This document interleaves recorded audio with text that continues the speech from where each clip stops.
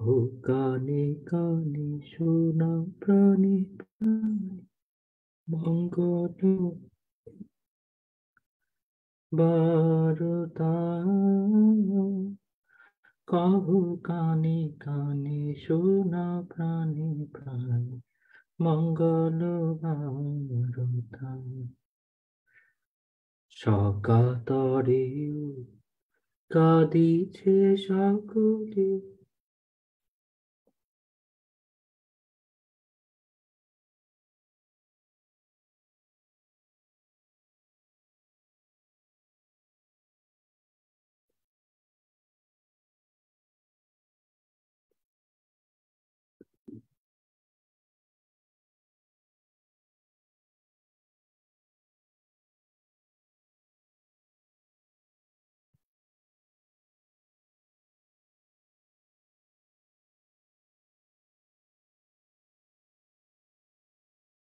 Welcome back.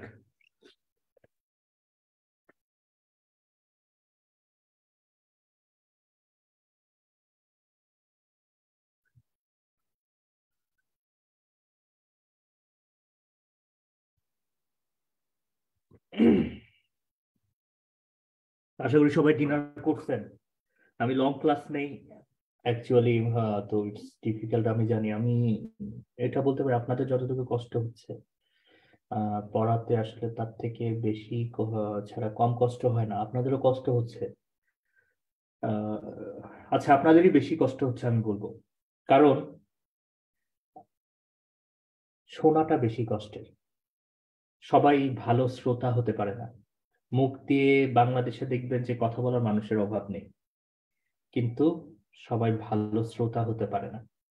একটা মানুষ একটা কথা বলছে, সে কথাটা শোনার মতো ভালো শ্রোতা সবাই হতে পারে না। তবে যারা শোনে, সবার কথা যারা শুনে, কন্ডিশন গুলোকে ইন্টারপ্রেট করার চেষ্টা করে, সবার কথা যারা শুনে, তাদের অভিজ্ঞতার ঝুলি অনেক বড় হয়, এবং তারা দেখবেন যে জীবনের অনেক বড় বড় বিপদ থেকে নিজেকে মুক্ত করতে পারে সে অভিজ্ঞতাগুলোকে শেয়ার করে। কারণ যে শোনে, তার ভিউটা আস্তে আস্তে ব্রড হতে থাকে, কারণ জ্ঞান তার মধ্যে, সবার কাছ থেকে কিন্তু জ্ঞান তার মধ্যে জড়ো হতে থাকে। আর যে কথা বলে শুধু, সে তার যে ছোট জ্ঞানটা আছে, সে যতটুকু জ্ঞান কন্টেইন করে, সেটাই জাস্ট বারবার করে মানুষকে ছড়ায় দিতে থাকে। কিন্তু সে নিজে নতুন কোনো কিছু একসেপ্ট করতে পারে না, কারণ সে তো শুনতে চায় না, সে কথা বলতে পছন্দ করে। তো যাই হোক, আমরা শুরু করছি আবার।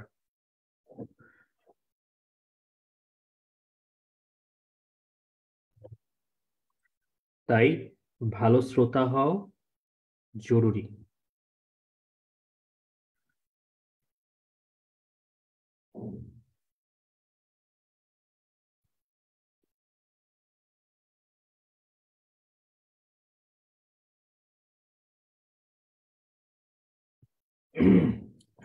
তো আমরা কার্ডিয়াক, বেসিক কার্ডিয়াক কিট থেকে আমি বলে দিচ্ছি কি কি আমাদের একটু পড়তে হবে। তো প্রথমে তো বলছি যে এইটা একবার রিডিং করতে হবে। হার্ট রেট, হার্ট সাউন্ড আমরা অলরেডি পড়াইছি, 3টা স্টার। এটা পড়ে ফেলবেন, এবং প্রত্যেকটাই একবার করে ভালো, মানে কার্ডিয়াক সাইকেলের প্রত্যেকটা যে স্টেজ গুলো আছে সেগুলো ভালো মতো পড়তে হবে একবার। এবং বিশেষ করে যে কথাগুলো যেগুলো আসার সম্ভাবনা বেশি, সেগুলোর মধ্যে একটা হলো কোন হার্ট সাউন্ড আমরা কোন ফেজে শুনছি, এটা শোনাটা খুবই ইম্পর্টেন্ট। মানে এইটা দেখা খুবই ইম্পর্টেন্ট, কোন হার্ট সাউন্ডটা আমরা কোন স্টেজে শুনছি, কোন ভালভটা কোন স্টেজে বন্ধ হচ্ছে, থার্ড হার্ট সাউন্ড কোন স্টেজে শুনতে পাচ্ছি আমরা, ফোর্থ হার্ট সাউন্ড কোন ক্ষেত্রে শুনতে পাচ্ছি আমরা। আর এমসিকিউ দিয়ে কোশ্চেন আসলে বলবে যে ফার্স্ট র্যাপিড ভেন্ট্রিকুলার ফিলিং ফেজে নিচের কোনগুলো ট্রু। সেমিলুনার ভালভ ক্লোজ, তখন বলবেন যে অবশ্যই সেমিলুনার ভালভের ক্ষেত্রে ক্লোজ থাকবে। ট্রাইকাসপিড ভালভ ওপেন, তখন আপনি চিন্তা করবেন যে আমি যেভাবে পড়াইছি ওইটা যদি মাথায় রাখতে পারেন, তখন ওই সাইকেলটা তখন কিন্তু আপনি মুখস্থ করতে পারবেন, আপনি নিজেই বলতে পারবেন আচ্ছা ঠিক আছে, ফার্স্ট র্যাপিড ভেন্ট্রিকুলার ফিলিং এ তো ভেন্ট্রিকুলার প্রেশার 5 মিলিমিটার মার্কারির চেয়েও কমে গেছে। তো সুতরাং সেমিলুনার ভালভ তো 80 মিলিমিটার মার্কারি প্রেশারে বন্ধ হয়। সো সেমিলুনার ভালভ বন্ধই থাকবে এখানে, তাই না? তারপরে জেভিপিতে আমরা কোন ওয়েভ পাবো এক্ষেত্রে? সেটাও আপনি বলতে পারবেন যে আচ্ছা ফার্স্ট র্যাপিড ভেন্ট্রিকুলার ফিলিং এ তো আপনার ট্রাইকাসপিড ওপেন হয়, সো ব্লাড গুলো সব নিচে নেমে আসে। সো এই ক্ষেত্রে আমরা ওয়াই ডিসেন্ট পাই। আমরা জানি যে ট্রাইকাসপিড ওপেন হলে আমরা জেভিপি তে ওয়াই ডিসেন্ট পাই। তারপর আসতে পারে যে rapid ventricular filling or atrial সিস্টেলের সময় আমরা কোন স্টেজ অফ জেভিপি পাই, এ স্টেজ। এভাবে কোশ্চেন গুলো আসবে। হার্ট সাউন্ডটা ভালো মতো পড়বেন আমার মনে হয়। ও আচ্ছা, আরেকটা কথা, ফার্স্ট সাউন্ড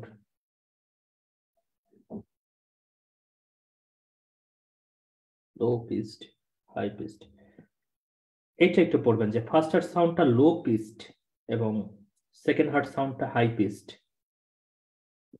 এটা মনে রাখবেন। তো ফার্স্ট হার্ট সাউন্ডটা হলো কিছুটা এর মতো, নতুন বউয়ের মতো।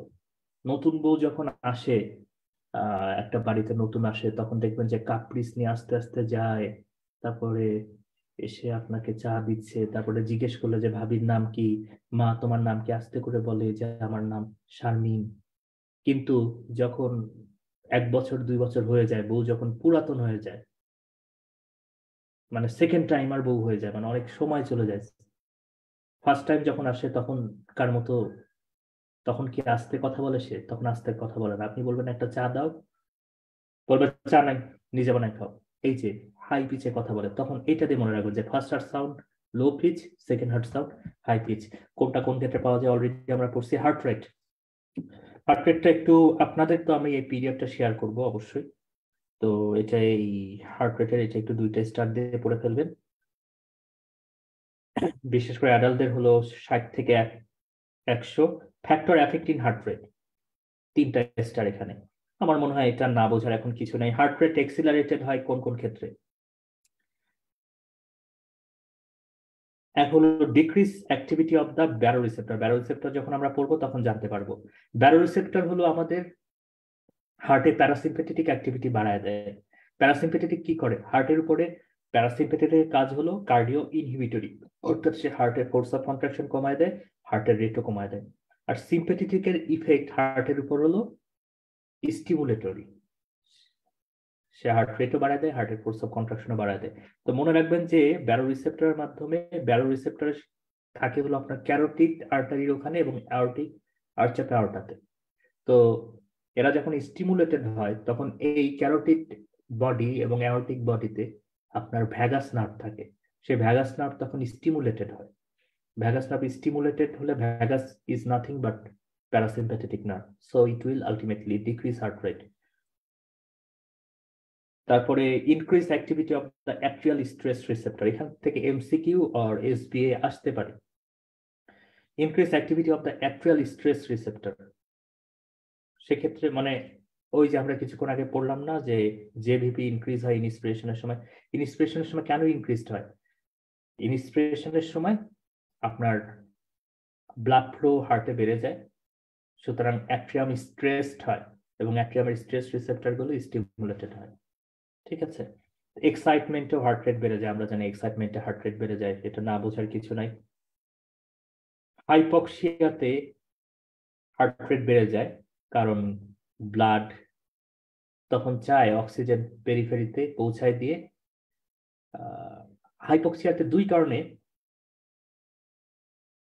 আপনার হার্ট রেট বাড়তে পারে। এক হলো হাইপক্সিয়া কি একটা ইমার্জেন্সি কন্ডিশন নাকি রেস্টিং কন্ডিশন? ইমার্জেন্সি কন্ডিশনে হার্ট রেট বাড়বে, রেস্টিং কন্ডিশনে হার্ট রেট কমবে। আচ্ছা আমাকে বলেন, হাইপক্সিয়া একটা ইমার্জেন্সি কন্ডিশন নাকি resting condition? Emergency condition. So তখন সিম্পেথেটিক সিস্টেম স্টিমুলেটেড হবে এবং হার্ট রেটকে বাড়াবে। এক্সারসাইজ করলে কার্ডিয়াক আউটপুট বাড়ানোর জন্য cardiac output is equal to heart rate গুণন স্ট্রোক ভলিউম, অর্থাৎ এক স্ট্রোকে কতটুকু ব্লাড পাম্প করতেছে গুণন কতবার মিনিটে হার্ট বিট করতেছে বা কন্ট্রাকশন করতেছে। সো এক্সারসাইজে কার্ডিয়াক আউটপুট বাড়াতে হলে আমাকে হার্ট রেট বাড়াতে হবে। এপিনেফ্রিন বা অ্যাড্রেনালিন এরা হার্ট রেট বাড়ায়। থাইরয়েড হরমোন, থাইরয়েড হরমোন সবসময় হার্ট রেট বাড়ায়, কারণ কি থাইরয়েড হরমোন বডিতে সিম্পেথেটিক পটেনশিয়েশন করে। ফিভার হলে প্রত্যেক ডিগ্রি টেম্পারেচার বাড়ার জন্য 10টা করে পালস বাড়ে সাধারণত। আর হলো ব্রেন ব্রিজ রিফ্লেক্স, এটার কথা মনে রাখবেন, এটা দিয়ে আপনাদের কোশ্চেন করতে পারে। ব্রেন ব্রিজ রিফ্লেক্স সম্পর্কে আমরা একটু পরে জানবো। আর হার্ট রেট স্লোড হয় বাই নন এপিনেফ্রিন, এটা মনে রাখতে হবে। নন এপিনেফ্রিন কিন্তু হার্ট রেট স্লো করে। কিভাবে? নন এপিনেফ্রিন আপনার ভেসো কনস্ট্রিকশন করে।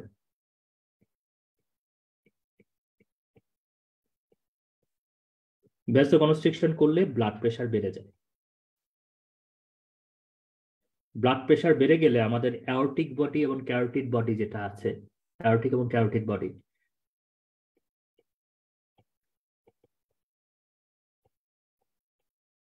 সেখানে থাকা ব্যারো রিসেপ্টর স্টিমুলেটেড হয়। আর ব্যারো রিসেপ্টর স্টিমুলেটেড হলেই হার্ট রেট কমে যাবে। তার মানে মনে রাখবেন একমাত্র রিফ্লেক্স ব্যারো রিসেপ্টর যেটা হার্ট রেট কমায়। এটা কি বুঝতে পারছেন? মানে বিপি যত বাড়বে তত অ্যাওর্টিক বডি এবং ক্যারোটিড আর্টারি এবং অ্যাওর্টিড আর্চ অফ অ্যাওর্টাতে তত প্রেসার বাড়বে, এবং সেখানে থাকে এই ব্যারো রিসেপ্টর। এই রিসেপ্টর গুলো তখন স্টিমুলেটেড হবে, আর ব্যারো রিসেপ্টরের সাথে কানেক্টেড থাকে ভ্যাগাস। তার মানে ভ্যাগাস স্টিমুলেটেড হবে। ভ্যাগাস স্টিমুলেটেড হলে কি হবে? হার্ট রেট কমে যাবে। এক্সপিরেশনে হার্ট রেট কমবে স্বাভাবিক, কারণ এখানে ভেনাস রিটার্ন কমে যায়। ফিয়ার, গ্রিপ, এগুলোতে হার্ট রেট কমে যেতে পারে। তারপরে stimulation of the pain fibre, এটা মনে রাখতে হবে। Stimulation of pain fibre of the trigeminal nerve, এটা হার্ট রেট কমায় দিতে পারে। আবার ইনক্রিজ ইন্ট্রাক্রেনিয়াল প্রেসার, এটা হার্ট রেট কমাতে পারে বাই কুশিং রিফ্লেক্স। আমরা কুশিং রিফ্লেক্স সম্পর্কে একটু পরে জানবো।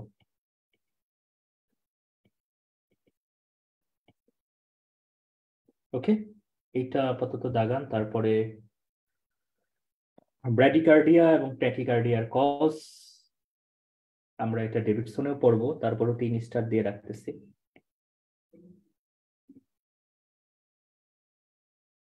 আমি একটু তারপরে বলে যাই, তাহলে আমার ডেভিডসনের ওইটা পড়ানোর সময় এতটা সময় লাগবে না। ব্র্যাডিকার্ডিয়া বলতে বোঝানো হয় হার্ট রেট 60-এর কম। তো ফিজিওলজিক্যাল কিছু কারণে হার্ট রেট কমে, যেমন আমি আগে বলেছি যে রেস্টিং কন্ডিশনে প্যারাসিম্পেথেটিক আপার হ্যান্ড নেয়, আর এনি ইমার্জেন্সি কন্ডিশনে সিম্পেথেটিক আপার হ্যান্ড নেয়। তাহলে স্লিপ কি একটা রেস্টিং কন্ডিশন নাকি খুব ইমার্জেন্সি একটা কন্ডিশন? এই আপনারা আছেন তো নাকি? হ্যাঁ আছে তো, রেস্টিং কন্ডিশন। তার মানে স্লিপে হার্ট রেট কমে যাবে। আর অ্যাথলেটদের কি হয়? অ্যাথলেট কার্ডিয়াক আউটপুট সমান আমরা জানি স্ট্রোক ভলিউম গুণন হার্ট রেট। তো অ্যাথলেটদের স্ট্রোক ভলিউম বেশি হয়। অ্যাথলেটদের হার্ট এতই পাওয়ার থাকে যে ওর স্ট্রোক ভলিউম বেশি হয়। সুতরাং দেখা যায় ও 50টা স্ট্রোক করলেই বা 60টা স্ট্রোকে, মানে মিনিটে 60টা স্ট্রোক করলে যত পরিমাণ কার্ডিয়াক আউটপুট হয়, আমাদের মতো আমজনতা যারা আছে আমাদের 80টা স্ট্রোক করলেও অত হয় না। সো যেহেতু ওদের স্ট্রোক ভলিউম বেশি, সুতরাং সেই জন্য ওদের হার্ট রেট প্রপোর্শনেটলি কমে আসে। কার্ডিয়াক আউটপুট তো আমার 5 থেকে 6 লিটার।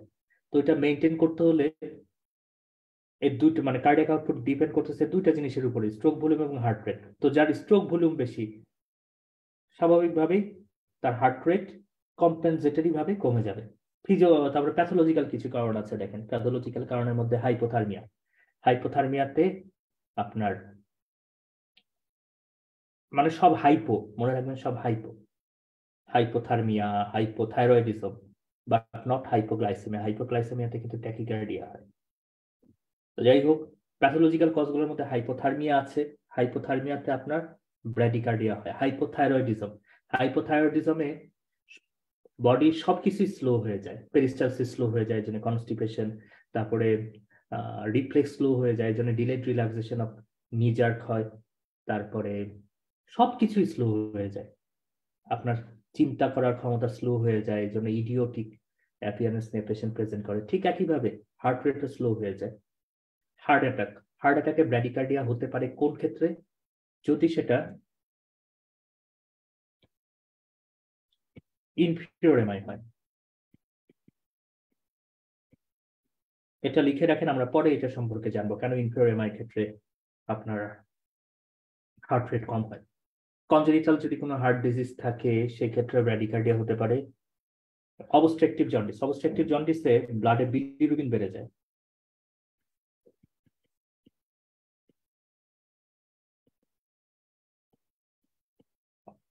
এবং এই বিলিরুবিন গুলো কন্ডাক্টিং সিস্টেমে জমা হয়,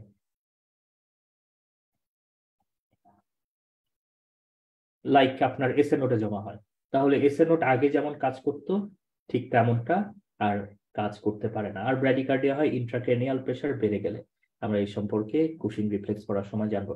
ড্রাগ যেগুলো ব্র্যাডিকার্ডিয়া করে, this is important: beta blocker, calcium channel blocker এবং ডিজিটালিস্ট। ট্যাকিকার্ডিয়ার মধ্যে ফিজিওলজিক্যাল হলো childhood, exercise, pregnancy, obviously emotional condition like anxiety. আর প্যাথোলজিক্যাল মধ্যে fever, anaemia, hypoxia, hyperthyroidism, thyroid বেড়ে গেলে সবকিছু বেড়ে যায়, যেমন ডায়রিয়া, পেরিস্টালসিস বেড়ে যাচ্ছে, সোয়েটিং বেড়ে যাচ্ছে, তারপর রিফ্লেক্স বেড়ে যাবে। তারপরে ক্যাটেকোলামাইন যত রিলিজ হবে, ক্যাটেকোলামাইন হলো mediators of the sympathetic nerve. So যত বাড়বে তত আপনার হার্ট রেট বাড়তে থাকবে।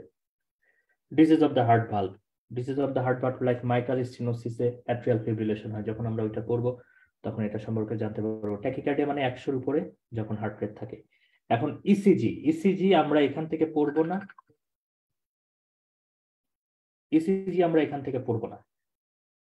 ইসিজি আমরা টোটালি ডেভিডসন থেকে পড়বো। তবে আপনারা তখন ফাইনালি এখান থেকে একবার রিডিং দিতে পারেন। ঠিক আছে, আমরা এটা সম্পূর্ণ ডেভিডসন থেকে পড়বো। অ্যাবনর্মালিটি অফ দ্য ইসিজি এটা আমরা ডেভিডসন থেকেই পড়বো, তখন এটার সাথে মিলামিশে আমরা পড়ে ফেলবো। Blood pressure and its regulation, আচ্ছা এটা ইম্পর্টেন্ট। ব্লাড প্রেশার মানে হলো force exerted by moving column of blood, lateral force exerted by moving column of blood to its vessel wall. মানে ভেসেল ওয়ালের উপরে ব্লাডের যে একটা ল্যাটারাল প্রেশার হচ্ছে, that is blood pressure. Blood pressure সমান হলো cardiac output into total peripheral resistance, এটা মনে রাখতে হবে। আর কার্ডিয়াক আউটপুট সমান কি? স্ট্রোক ভলিউম গুণন হার্ট রেট। এখন ব্লাড প্রেশার কে 4 ভাগে ভাগ করা হয়েছে: systolic pressure, diastolic pressure, pulse pressure and mean arterial pressure বা মিন প্রেশার। এর মধ্যে সিস্টেলিক প্রেশার আমরা বুঝতেই পারতেছি যে সিস্টেলে, হার্ট যখন সিস্টেলে থাকে তখন পেরিফেরিতে আমরা যে প্রেশারটা পাই দ্যাট ইজ সিস্টেলিক প্রেশার। এভারেজে সেটা হয় হলো 120। আর এটা মিন করে কি? এটা মিন করে, আচ্ছা এবার systolic pressure is directly proportional to cardiac output. Systolic pressure directly proportional to cardiac output. Cardiac output যত, মানে কেন? কারণ যত জোরে স্ট্রোক দিবে, আমি বুঝাই দিই, cardiac output is equal to stroke volume গুণন হার্ট রেট। তো যত জোরে স্ট্রোক দিবে তত তো আপনি সিস্টেলিক প্রেশার, মানে তত জোরে সিস্টেল হবে। স্ট্রোক মানে হলো সিস্টেল, তো যত জোরে সিস্টেল হবে তত বেশি স্ট্রোক ভলিউম বাড়বে। তার মানে স্ট্রোক ভলিউম বাড়া মানে কার্ডিয়াক আউটপুট বাড়া।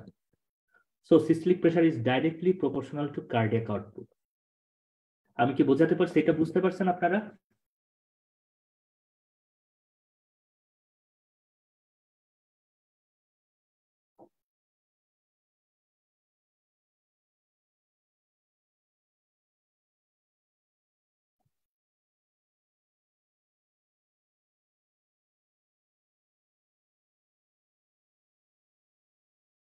অবশ্যই পিডিএফ দিয়ে দিব ভাইয়া, পিডিএফ তো দিবই। পিডিএফ আমি রেখে কি করব? জুম লিংক দেখেন ভাইয়া, আছে এই পোস্টের সাথে আছে, মানে এই ফেসবুক লাইভের সাথে আছে, তো বুঝতে পারার কথা আশা করি। Okay fine. এখন ডায়াস্টলিক প্রেশার মানে হার্ট যখন ডায়াস্টলে থাকে, অ্যাওর্টা যখন বন্ধ হয়ে যায়, তখন অ্যাওর্টার উপরে তারপরেও যে, মানে হার্ট একদম রেস্টে আছে, heart is rest, heart is in diastole, but তারপরেও পেরিফেরাল ব্লাডে বা পেরিফেরাল ভেসেলে যে ব্লাড প্রেশারটা থাকে সেটা হলো ডায়াস্টলিক ব্লাড প্রেশার। ঠিক আছে, তো এখন সিস্টেলিক প্রেশার নিয়ে আরো একটু কিছু কথা বলি। সিস্টেলিক প্রেশার ইন্ডিকেট করে কি? সিস্টেলিক প্রেশার ইন্ডিকেট করে extent of work done by heart, মানে হার্ট কতটুকু জোরে পাম্প করতেছে, মানে এক্সটেন্ট অফ ওয়ার্ক। আর একটা হলো force with which heart is working, একই কথা বারবার আসতেছে। It increases during exercise, excitement অবশ্যই, কারণ সে সময় সিম্পেথেটিক ওভারফ্লো হয়, যত সিম্পেথেটিক ওভারফ্লো হবে তত হার্টের কন্ট্রাকশন বাড়বে, আর যত রেস্টে থাকবে সিম্পেথেটিক ডাউনফ্লো হবে তত সিস্টেলিক প্রেশার কমবে। আচ্ছা, ডায়াস্টলিক প্রেশার হলো ডায়াস্টলের সময় আমাদের পেরিফেরাল ব্লাডে যে প্রেশারটা থাকে এটা নর্মালি এবারে যে আসি, ইট indicates constant load against which heart is working. এটা সুন্দর একটা কথা।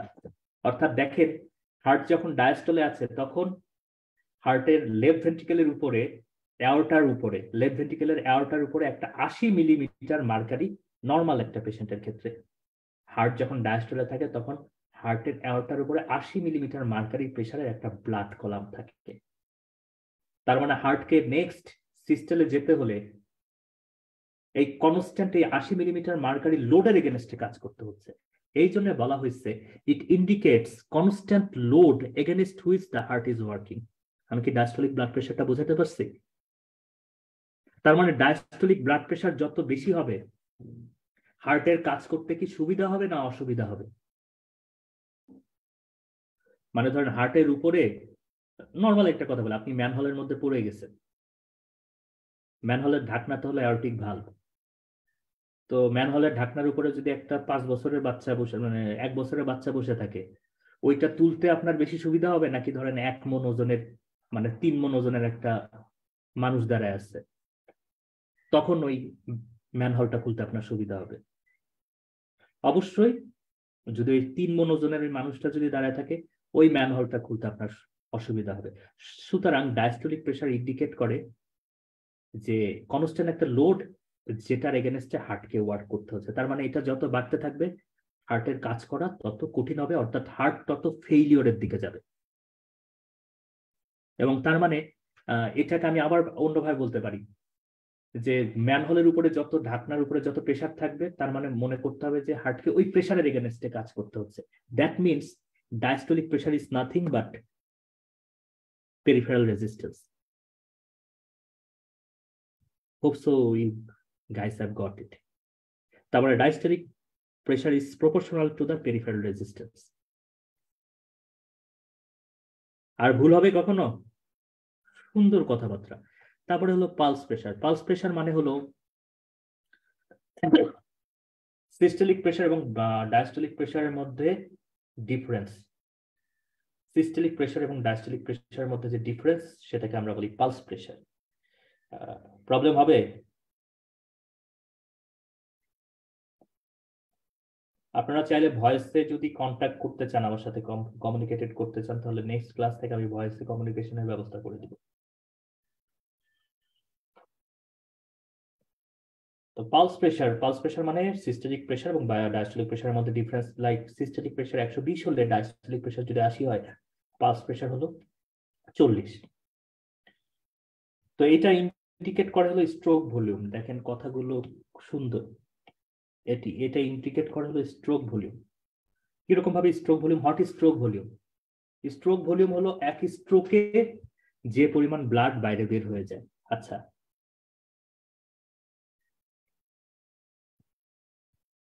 এখন এটা বোঝাই। স্ট্রোক ভলিউম সমান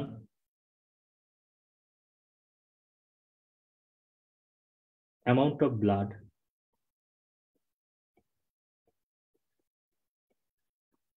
during, আচ্ছা, at the end of the diastole minus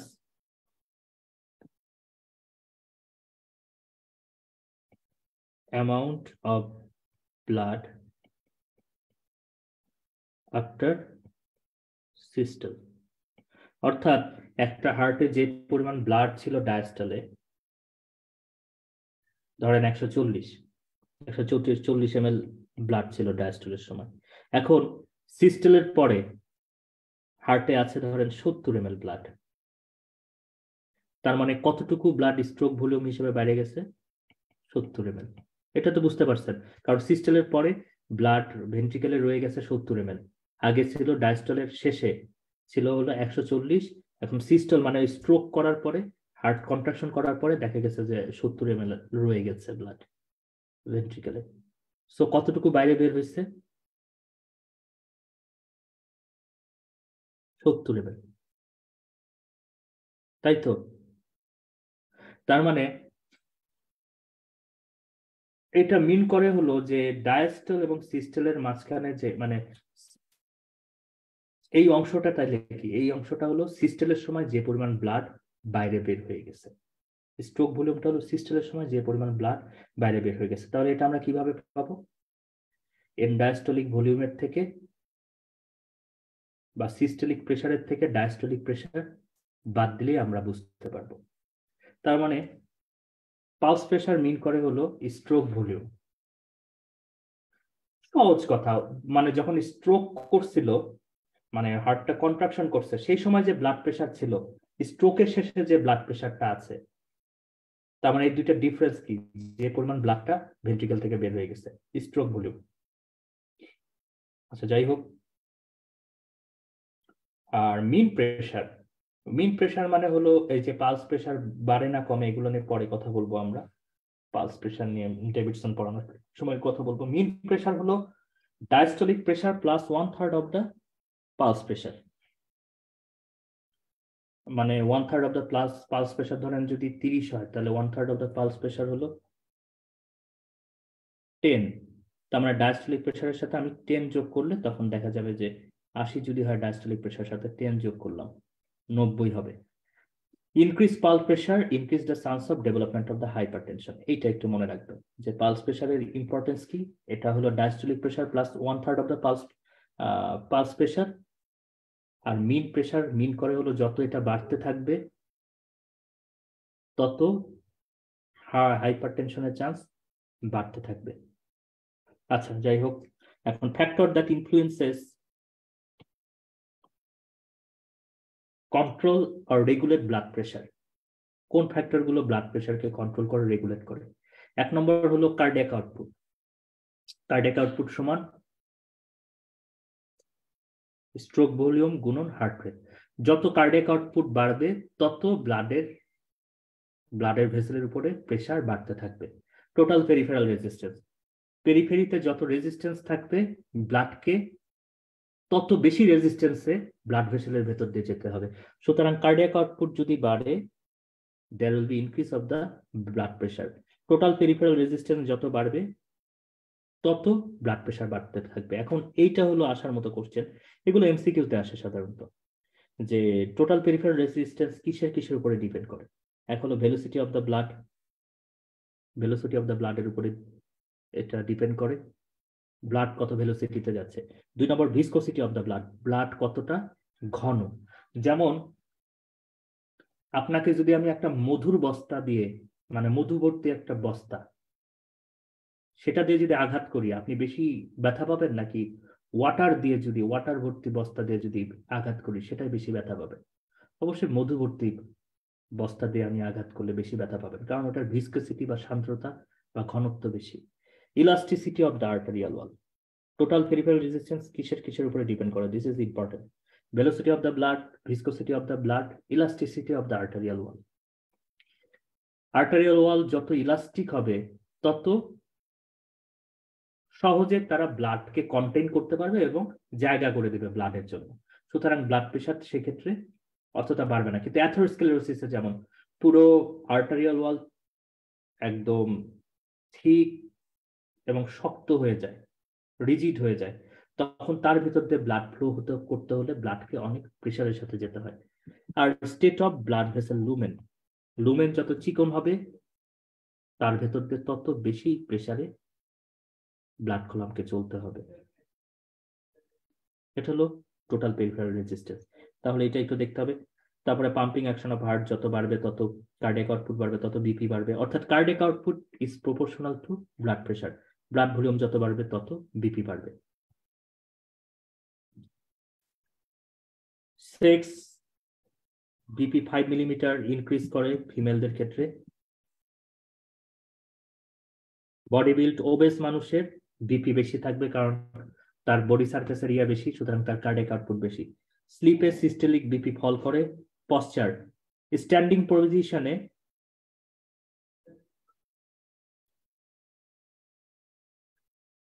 যখন মানুষ স্ট্যান্ডিং পজিশনে যায় তখন ভেনাস রিটার্ন কমে যায়। ভেনাস রিটার্ন কমলে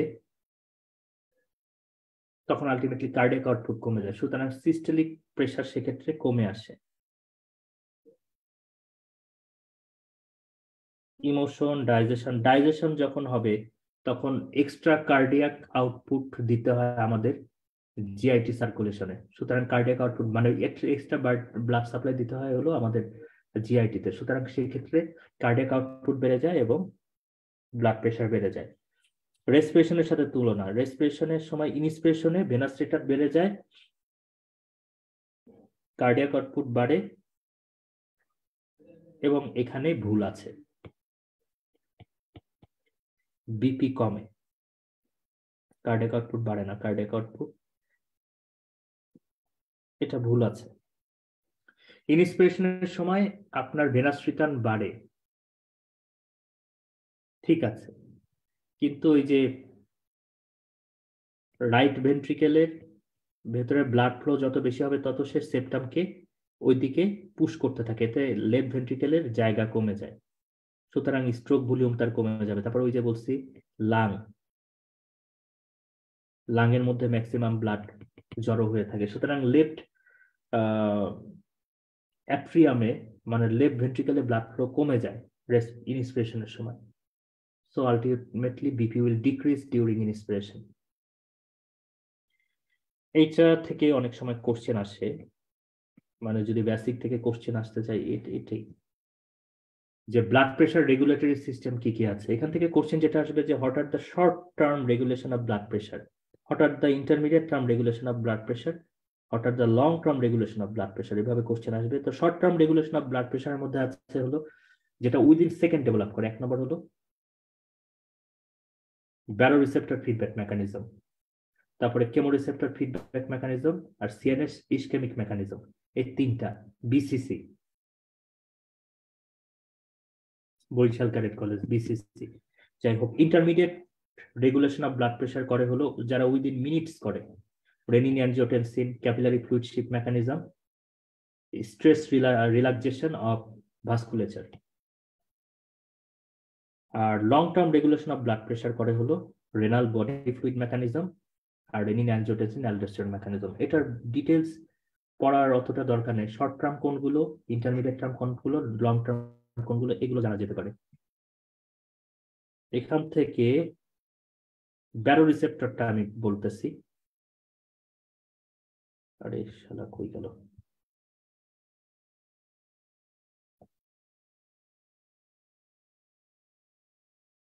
ব্যারোরিসেপ্টরটা থাকে হলো আমাদের ক্যারোটিড এবং অ্যাওরটিক সাইনাসে, যেটা ক্যারোটিড বডিতে আছে, মানে ক্যারোটিড আর্টারিতে আছে, আর হলো অ্যাওরটিক আছে, এই দুইটা জায়গায় মেইনলি থাকে। এবং ব্যারোরিসেপ্টরের সাথে কানেক্টেড থাকে আমাদের ভ্যাগাস নার্ভ। আমার মতো করে আমি আগে বলি, ভ্যাগাস মেইনলি কানেক্টেড থাকে, গ্লোসোফ্যারেঞ্জিয়ালও থাকে, কিন্তু আপনারা ভ্যাগাসই মনে রাখেন। তো কোনো কারণে যদি ব্লাড প্রেশার বেড়ে যায়, ধরেন খুব ব্লাড প্রেশার বেড়ে গেল, তখন এই ক্যারোটিড আর্টারি এবং আর্চ অফ অ্যাওর্টাতে একটা স্ট্রেস পড়ে, এবং এই স্ট্রেসের কারণে এখানে থাকা ব্যারোরিসেপ্টর গুলো স্টিমুলেটেড হয়। আর ব্যারোরিসেপ্টরের সাথে কানেক্টেড থাকে কে? ভ্যাগাস। তার মানে ব্যারোরিসেপ্টর স্টিমুলেটেড হওয়া মানে আলটিমেটলি ভ্যাগাস স্টিমুলেটেড হওয়া। ভ্যাগাসের হার্টের উপরে কাজ কি? কার্ডিও ইনহিবিটরি, সুতরাং সে হার্ট রেট কমায় দিবে, হার্টের ফোর্স অফ কন্ট্রাকশন কমায় দিবে, দ্যাট ইজ ব্লাড প্রেশার কমে যাবে। ঠিক আছে, তার মানে এরা কিন্তু এই কারণে আপনার ব্র্যাডিকার্ডিয়া করে। দেখেন এখানে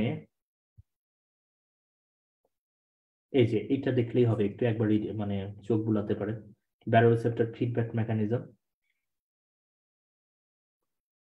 increase arterial pressure, arterial pressure যখন বেড়ে যাবে তখন আর্টেরিয়াল ব্যারোরিসেপ্টর গুলো স্টিমুলেটেড হবে, যেটা আছে ক্যারোটিড বডি এবং আর্চ অফ অ্যাওর্টাতে। তো ওখানে কানেক্টেড থাকে ভ্যাগাস, ভ্যাগাস স্টিমুলেটেড হলে কি হবে? ভ্যাগাস স্টিমুলেটেড হলে কার্ডিও ইনহিবিটরি সেন্টার স্টিমুলেটেড হবে, তার মানে প্যারাসিম্পেথেটিক ডিসচার্জ বেড়ে যাবে। এক কথায় প্যারাসিম্পেথেটিক ডিসচার্জ বেড়ে যাবে। প্যারাসিম্পেথেটিক ডিসচার্জ বেড়ে গেলে হার্ট রেট কমে যাবে, মায়োকার্ডিয়াল কন্ট্রাক্টিলিটি কমে যাবে এবং কার্ডিয়াক আউটপুট কমে যাবে। এই জন্য ব্যারোরিসেপ্টর কিন্তু হার্ট রেট কমায়। আর অন্যদিকে ওই যে বলছিলাম গ্লোসোফেরেঞ্জিয়ালও কানেক্টেড থাকে, সে কাজ করে হলো ভ্যাসোমোটর সেন্টারের উপরে। আমাদের ব্রেনে একটা সেন্টার থাকে, যে সেন্টার থেকে আমাদের পুরো বডির ভেসেলের টোন মেনটেন হয়,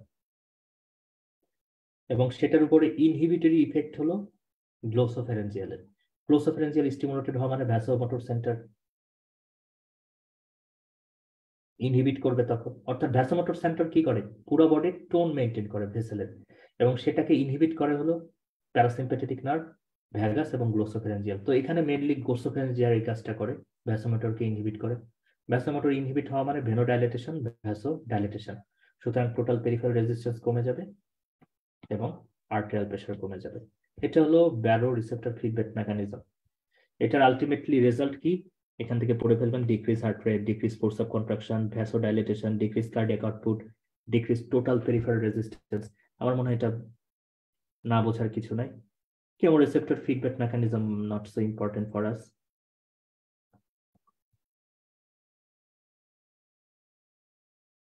আচ্ছা, সিএনএস ইসকেমিক মেকানিজমটা এক কথায় বলি।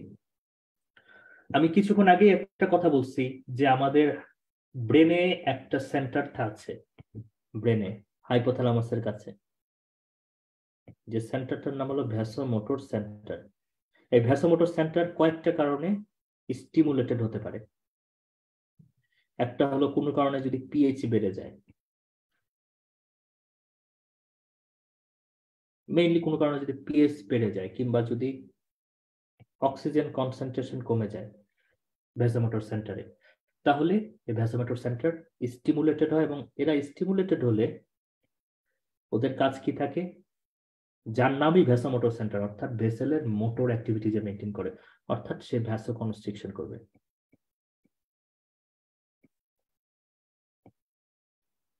তো কোনো কারণে ধরেন ব্লাড প্রেশার ফল করছে বিলো 60 মিলিমিটার মার্কারি, তখন ব্লাড ফ্লো ভ্যাসোমোটর সেন্টারে কমে যাবে, যেটা মেডুলা অবলাঙ্গটাতে আছে, হাইপোথ্যালামাস না, সরি, মেডুলা অবলাঙ্গটা। স্বাভাবিকভাবে ভ্যাসোমোটর সেন্টারে ব্লাড ফ্লো কমে যাবে, সুতরাং সেরেব্রাল ইসকেমিয়া হচ্ছে ভ্যাসোমোটর সেন্টারে ইসকেমিয়া হচ্ছে। এবং যত ব্লাড ফ্লো কম যাবে তত কার্ডিয়াক মানে কার্বন ডাই অক্সাইড কনসেন্ট্রেশন ব্লাডে বেড়ে যাবে। এবং কার্বন ডাই অক্সাইড মানে আমি একটু ডিটেলস বলতেছি, কার্বন ডাই অক্সাইড বেড়ে গেলে সেই কার্বন ডাই অক্সাইড কি করে জানেন, আমাদের ওয়াটারের সাথে বাইন্ড করে কার্বনিক অ্যাসিড তৈরি করে। তো যাই হোক, আলটিমেটলি কিন্তু এই অ্যাসিড বাড়ায় দিচ্ছে, অর্থাৎ পিএইচ বাড়ানো না, সরি আমি এখানে দুটো কথা বলি, পিএইচ কমায় দেওয়া, পিএইচ কিন্তু কমে যাবে। সেক্ষেত্রে ভ্যাসোমোটর সেন্টার স্টিমুলেটেড হবে, ভ্যাসোমোটর সেন্টার স্টিমুলেটেড হওয়া মানে ভ্যাসোকনস্ট্রিকশন, টোটাল পেরিফেরাল রেজিস্ট্যান্স বেড়ে যাওয়া, এটাও একটু ভুল আছে, একটু দাগায় নেন, টোটাল পেরিফেরাল রেজিস্ট্যান্স বেড়ে যাওয়া, আলটিমেটলি ব্লাড প্রেশার বেড়ে যাওয়া। তার মানে আমি ছোট্ট একটা কথা বলি আবার, ভ্যাসোমোটর সেন্টার থাকে মেডুলাতে, এবং এটা স্টিমুলেটেড হয় যদি কোনো কারণে অক্সিজেন কনসেন্ট্রেশন সেখানে কমে যায়, কার্বন ডাই অক্সাইড কনসেন্ট্রেশন যদি বেড়ে যায়, অর্থাৎ পিএইচ যদি কোনো কারণে কমে যায় বা অ্যাসিডোসিস যদি কোনো কারণে হয়।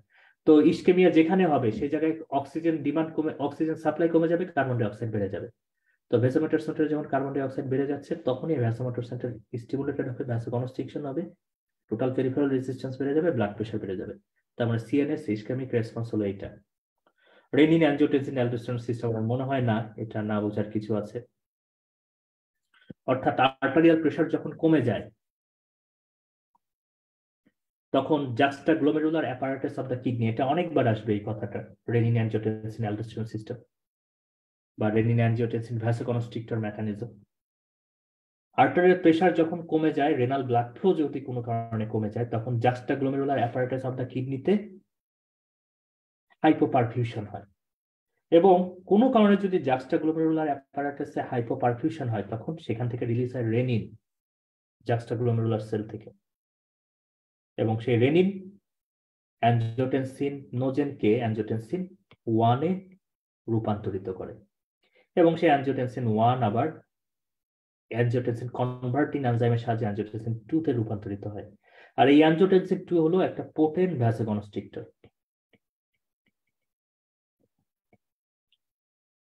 আমার হাত বান্ধিলি পা বান্ধিলি, সুতরাং টোটাল পেরিফেরাল রেজিস্ট্যান্স বেড়ে যাবে এবং ব্লাড প্রেশার বেড়ে যাবে। That's it. আমার মনে হয় এখান থেকে আর কিছু পড়ার নাই। আর রেনিন অ্যানজিওটেনসিন অ্যালডোস্টেরন সিস্টেম হলো এই অ্যানজিওটেনসিন 2, এখান থেকে বাকি অংশ। অ্যানজিওটেনসিন 2 আবার কি করে, আমাদের জোনা গ্লোমেরুলাসা থেকে অ্যালডোস্টেরন সিক্রেশন করে। অ্যালডোস্টেরন কি করে, sodium water retention. Sodium water retention মানে হলো ব্লাড ভলিউম বেড়ে যাওয়া এবং আলটিমেটলি কার্ডিয়াক আউটপুট বেড়ে যাওয়া। কার্ডিয়াক আউটপুট বেড়ে যাওয়া মানে ব্লাড প্রেশার বেড়ে যাওয়া। এইটা একটু দেখেন, কুশিং রিফ্লেক্স।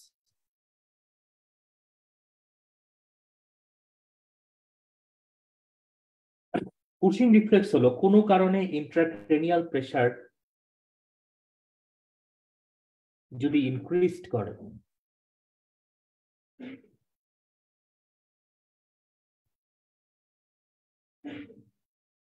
আচ্ছা আমি নর্মালি বলি, ধরেন কোনো কারণে আপনার ক্রেনিয়ামের মধ্যে একটা মাস অকুপাইং লেশন আছে, ধরেন হতে পারে সেটা একটা বড় রকমের একটা টিউমার। তা আমাদের ব্রেনটা না একটা ক্লোজ ক্যাভিটির মধ্যে থাকে, স্কালের মধ্যে। এখানে এক্সট্রা কারো জায়গা করে দেওয়া খুবই জুলুম হয়। যেমন আমরা খাচ্ছি, খেতে যত খাবো সমস্যা নাই, স্টোমাক জায়গা করে দেবে, কিন্তু ব্রেনের জন্য না এক্সট্রা কোনো জায়গা নেই। সো এইখানে যখন কোনো ইন্ট্রাক্রেনিয়াল প্রেশার বেড়ে যায়, তখন দেখা যায় যে ব্রেনের যে ব্লাড ভেসেল গুলো আছে তার ভেতরে ব্লাড ফ্লো করাই অনেক কঠিন হয়ে যায়। ব্লাড সাপ্লাই ডিক্রিজড হয়ে যায় সেক্ষেত্রে, কারণ কি ব্রেন স্কুইজ অবস্থায় আছে, তার ভেতরে ব্লাড ফ্লো কিভাবে করবে। সুতরাং সেই অবস্থায় ব্রেনের ব্লাড ফ্লো বাড়াতে হলে আপনাকে সিস্টেমিক আর্টারিয়াল প্রেশার বেশি করতে হবে, তাই তো? এখন এই সিস্টেমিক আর্টারিয়াল প্রেশার বেশি করতে গিয়ে কি করে ফেলে জানেন ওরা? বেশি করতে গিয়ে ব্যারোরিসেপ্টরকে স্টিমুলেট করে ফেলে। মানে সিস্টেমিক ব্লাড প্রেশার যত বেশি হচ্ছে তত ব্যারোরিসেপ্টর স্টিমুলেটেড হচ্ছে, সেখান থেকে হার্ট রেট কমে যাবে। সো এখানে ব্লাড প্রেশার বাড়তেছে কিন্তু হার্ট রেট কমে যাচ্ছে। এটা হলো কুশিং রিফ্লেক্স।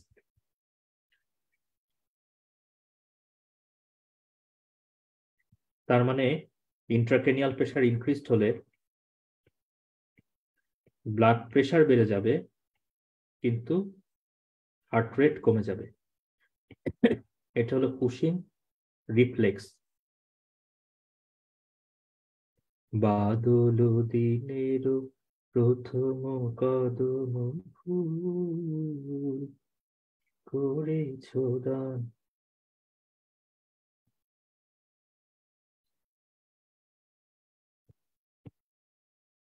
এটা আমি এক্সট্রা লিখে দিলাম। এখন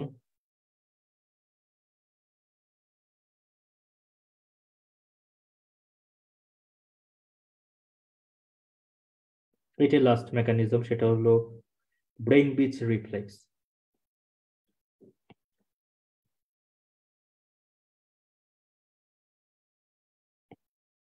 হসতে দেখো, গাইতে দেখো। An increase in arterial pressure also increases the heart rate.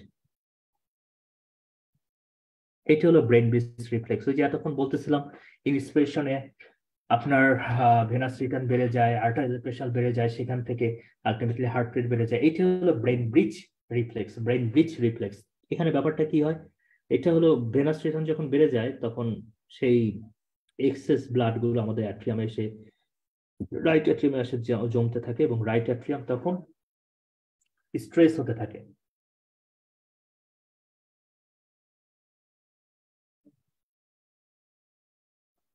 ঠিক আছে, স্ট্রেস হতে থাকে। এখন apparent impulses through inferior cervical sympathetic nerve, আচ্ছা যাই হোক, inhibition of the vasodilator effect,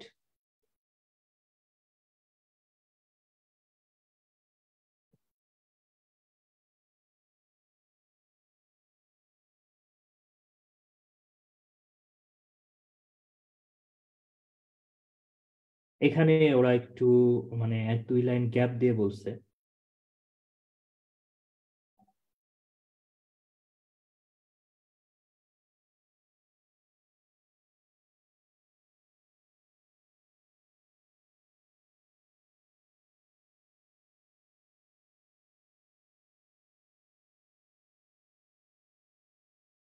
অর্থাৎ যখন স্ট্রেস রিসেপ্টর রাইট অ্যাট্রিয়ামে স্টিমুলেটেড হয় সেখান থেকে আপনার ওই অ্যাট্রিয়াম থেকে স্ট্রেস রিসেপ্টর গুলো থেকে sympathetic afferent flow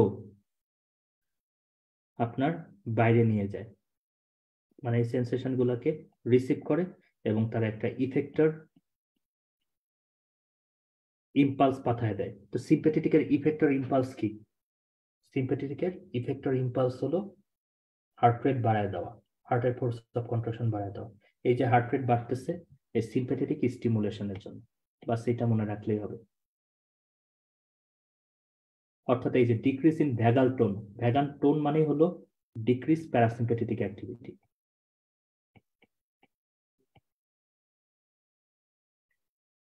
stress receptor যত অ্যাক্টিভেটেড হবে তত সিম্প্যাথেটিক সিস্টেম স্টিমুলেটেড হবে, এইভাবে মনে রাখেন, এবং তত ভ্যাগাল টোন বা প্যারাসিম্প্যাথেটিক সিস্টেম ডিক্রিজ হবে। সো প্যারাসিম্প্যাথেটিক সিস্টেম যদি ডিক্রিজড হয়, সিম্প্যাথেটিক সিস্টেম যদি বাড়তে থাকে, তাহলে ট্যাকিকার্ডিয়াই তো হবে। তার মানে ব্রেন বিজে হার্ট রেট বাড়ে, কুশিং এ হার্ট রেট কমে। আমি কি বোঝাতে পারছি? এইটুকু পর্যন্ত সবাই ক্লিয়ার হয়েছেন?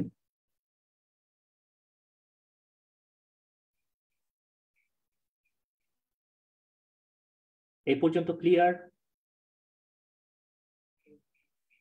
ওকে ফাইন, কারো কোনো কোশ্চেন তো নাই আশা করি। এখন কার্ডিয়াক আউটপুট।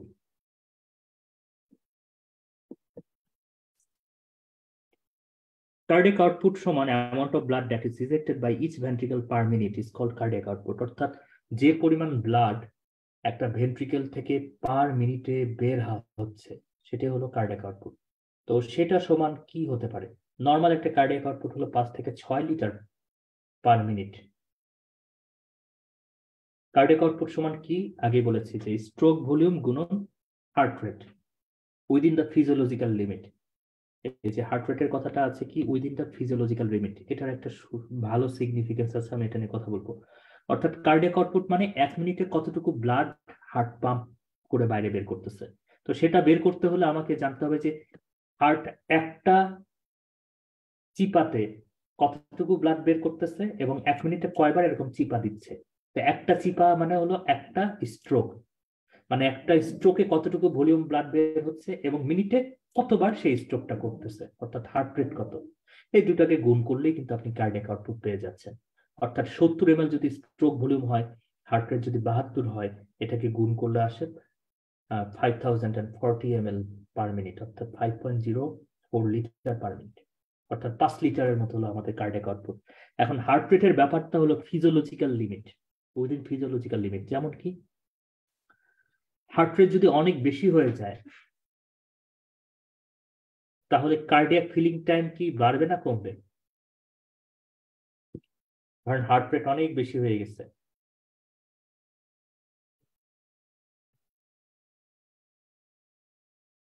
কমবে।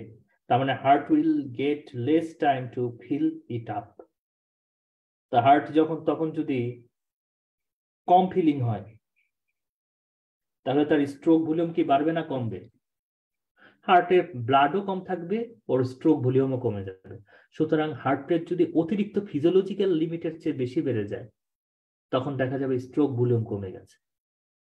So that will again decrease cardiac output.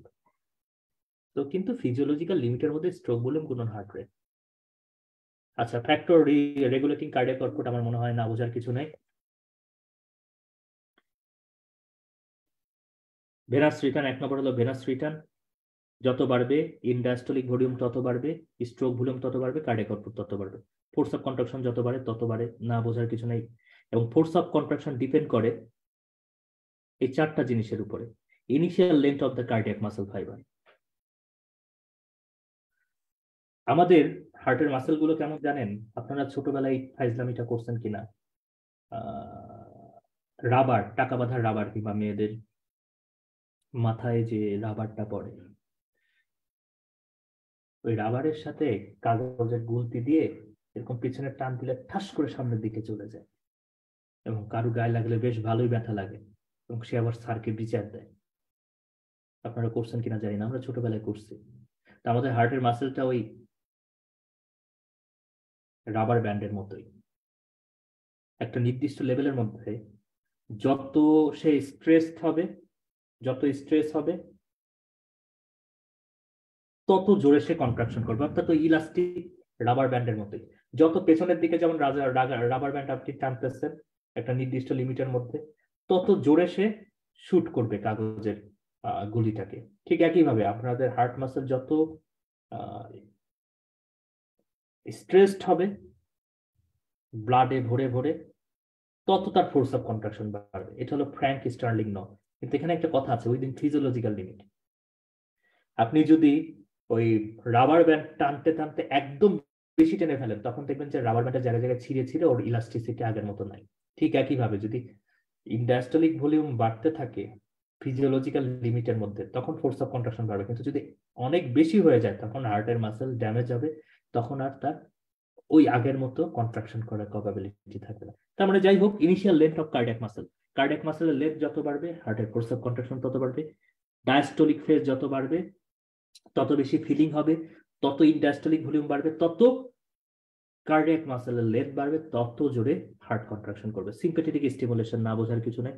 Oxygen supply যত ভালো পাবে, হার্ট তত তরতাজা থাকবে, তত ভালো কন্ট্রাকশন করবে। এবং হার্টের মাসেল কন্ট্রাকশন করতে দরকার হলো ক্যালসিয়ামের এবং এপিনেফ্রিন, নন এপিনেফ্রিনের। সুতরাং হরমোন, ক্যালসিয়াম লেভেল, এগুলোর উপরেও হার্টের ফোর্স অফ কন্ট্রাকশন ডিপেন্ড করে। হার্ট রেট যত বাড়বে কার্ডিয়াক আউটপুট তত বাড়ে, স্ট্রোক ভলিউম যত বাড়ে কার্ডিয়াক আউটপুট তত বাড়ে। আচ্ছা, ঠিক আছে, এটা একটু পড়ে ফেলতে পারেন একবার reading. Factor influencing cardiac output, factor influencing cardiac output. আমার মনে হয় না বোঝার কিছু নাই। এইটা একটু দেখতে পারেন, আপনাদের এটা নিয়ে পেঁচাতে পারে। কার্ডিয়াক আউটপুট সিটিং এ গেটার, লাইং এ। Cardiac output is greater in sitting and lying posture then in erect posture. আপনি দাঁড়ায় থাকলে আপনার পায়ের দিকের ব্লাড গুলো ভেন্ট্রিকেলে আসতে হলে তাকে অনেক বেশি গ্র্যাভিটির এগেনস্টে আসতে হয়। সো দাঁড়িয়ে থাকলে আপনার ভেনাস রিটার্ন কমে। ভেনাস রিটার্ন কম মানে কার্ডিয়াক আউটপুট কম। আর শুয়ে থাকলে ভেনাস রিটার্ন বাড়ে, কারণ আপনার পা এবং হার্ট একই লেভেলে। সো সেই ক্ষেত্রে ভেনাস রিটার্ন বাড়বে, কার্ডিয়াক আউটপুট বাড়বে। ডাইজেশনের সময় কার্ডিয়াক আউটপুট বেশি হয়ে যায় ইন্টেস্টাইনের ব্লাড ফ্লো বাড়ায় দেওয়ার জন্য। এগুলো কিছুই আছে, আপনারা দেখে নেবেন একটু। Pathological cause of increased cardiac output, pathological cause of decreased cardiac output. হাইপারথাইরয়েডিজমে হার্ট রেট বাড়বে, কার্ডিয়াক আউটপুট বাড়বে। হাইপোথাইরয়েডিজমে হার্ট রেট কমবে, কার্ডিয়াক আউটপুট কমবে। অ্যানিমিয়াতে স্বাভাবিকভাবেই আগে যেখানে 5 লিটার ব্লাডে পুরো বডি অক্সিজেনেটেড হয়ে যেত, এখন তো সেটা পারবে না, কারণ হিমোগ্লোবিন কমে গেছে। সো এখন দেখা যাবে যে কার্ডিয়াক আউটপুটের ডিমান্ড হবে 15 লিটার। ফিভারে আমরা জানি 1 লিটার কার্ডিয়াক আউটপুট বাড়ার জন্য, 1 ডিগ্রি সেন্টিগ্রেড টেম্পারেচার বাড়ার জন্য হার্ট রেট বাড়ে 10। সো হার্ট রেট বাড়লে কার্ডিয়াক আউটপুট বাড়বে। প্যাগেজ ডিজিজ, প্যাগেজ ডিজিজে নিউবর্ন ফর্মেশন হয়।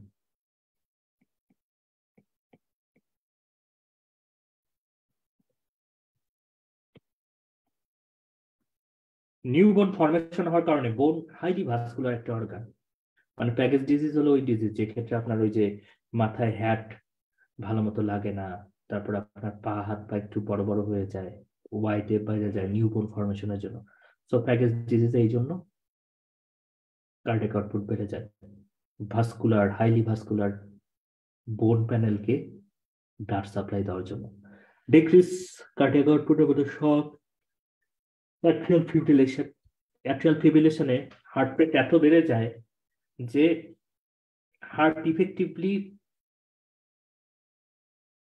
ফিল হওয়ার জন্য ফিলিং টাইমই পায় না। তো এক্ষেত্রে ফিলিং টাইম কমে যায়। আর হার্ট ব্লকের ক্ষেত্রেও আপনার হার্ট আস্তে আস্তে পাম্প করতেছে, অনেকক্ষণ পর পর পাম্প করতেছে, কার্ডিয়াক আউটপুট কমে যাবে। এটা important, effect of various condition in cardiac output. এগুলো কিন্তু সব আমার থেকে মানে ক্যানন থেকে নেওয়া, ঠিক আছে।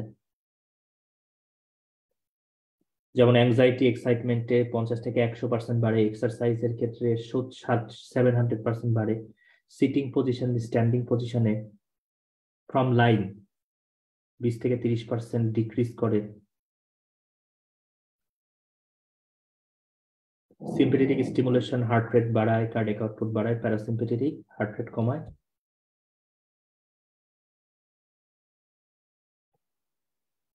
এই যে এখানে কিন্তু গ্যারাই দিচ্ছে।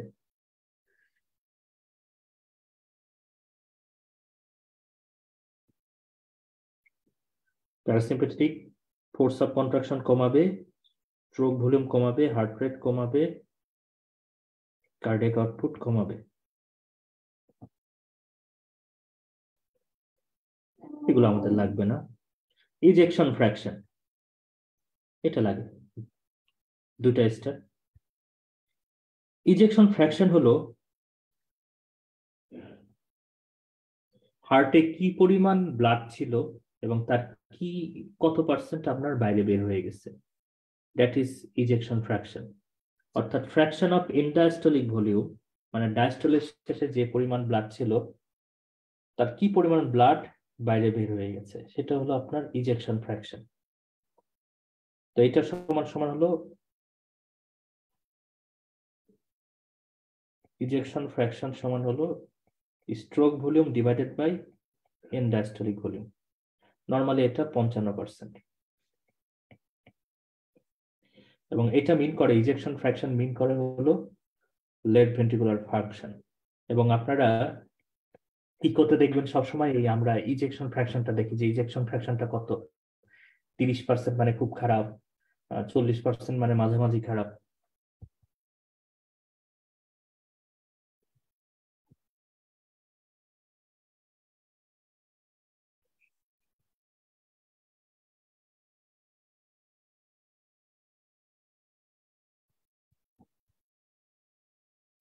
Venous return, factor influencing venous return.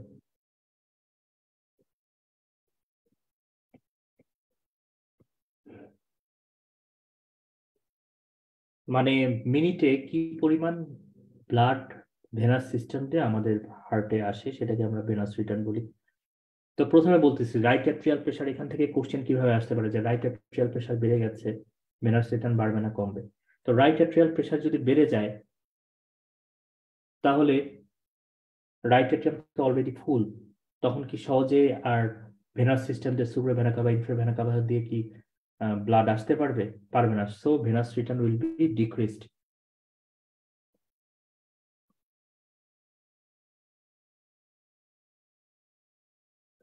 Mid systemic filling pressure মানে forces the systemic blood towards the heart, মানে যত হার্ট কন্ট্রাকশন করবে তত হার্ট কিন্তু ব্লাডটাকে ধাক্কা দিচ্ছে, সেই ধাক্কাতে কিন্তু ব্লাড আর্টারি থেকে ভেনাস সিস্টেমের দিকে মুভ করতেছে।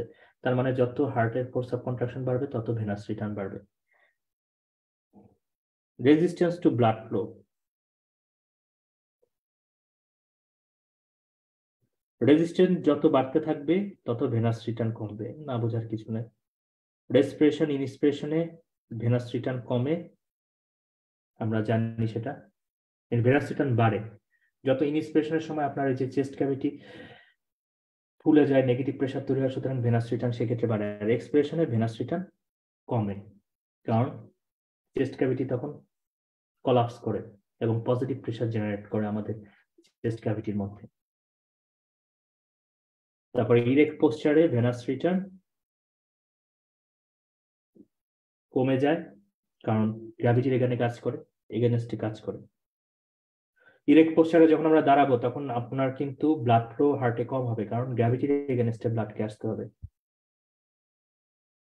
Stroke volume, it is amount of blood pumped out from each ventricle per beat. Stroke volume কিসের কিসের উপরে ডিপেন্ড করে?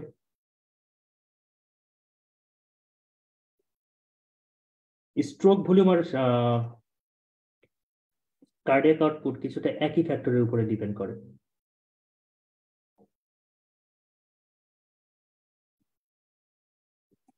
যেমন এখানে একটা সুন্দর কথা আছে, ফিলিং টাইম। হার্ট রেট যত বাড়বে ফিলিং টাইম তত কমবে, ইনডায়াস্টলিক ভলিউম তত কমবে এবং স্ট্রোক ভলিউম তত কমবে। ইন্ট্রাপেরিকার্ডিয়াল প্রেসার, ধরেন কারো একজনের পেরিকার্ডিয়াল টেম্পোনেট আছে, তাহলে পেরিকার্ডিয়ামের ফ্লুইড গুলো কিন্তু ভেন্ট্রিকেলের উপর একটা প্রেসার দেবে, সো ভেন্ট্রিকেল কম ভর্তি হবে এবং সে পাম্পও করবে কম ব্লাড।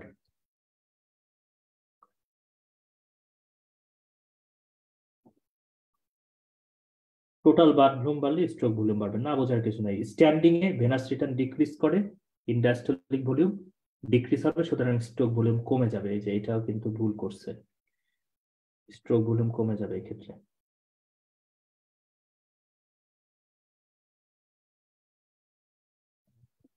আর ভেনাস রিটার্ন বাড়লে ইনডায়াস্টলিক ভলিউম বাড়বে, স্ট্রোক ভলিউম বাড়বে। এখন দুটো জিনিস আমরা জানবো, ইনডায়াস্টলিক ভলিউম কি, মানে ডায়াস্টলের শেষে যে পরিমাণ ব্লাড ভেন্ট্রিকেলে থাকে, ডায়াস্টলের শেষে যে পরিমাণ ব্লাড ভেন্ট্রিকেলে থাকে, এটা নর্মালি 120 থেকে 140 ml। আর সিস্টেলিক ভলিউম হলো সিস্টেলের পরে যে পরিমাণ ব্লাড ভেন্ট্রিকেলে থাকে।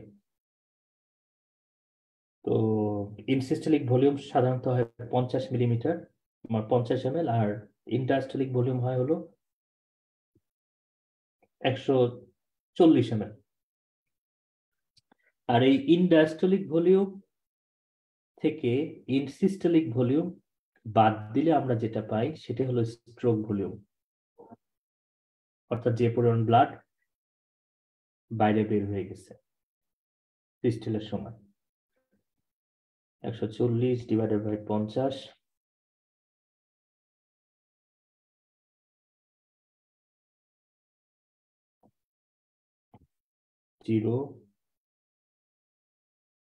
90, 120 ধরলে 70, এটা হলো stroke volume.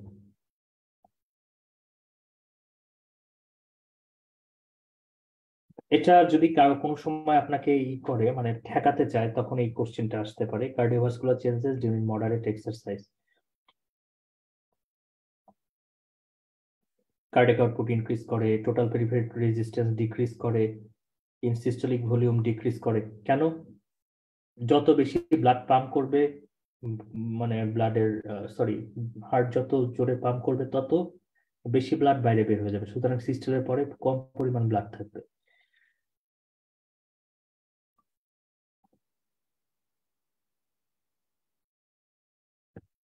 Pulse pressure increase করে, কারণ এক্ষেত্রে সিস্টেলিক ভলিউম সিস্টোলিক প্রেশার বেড়ে যায়।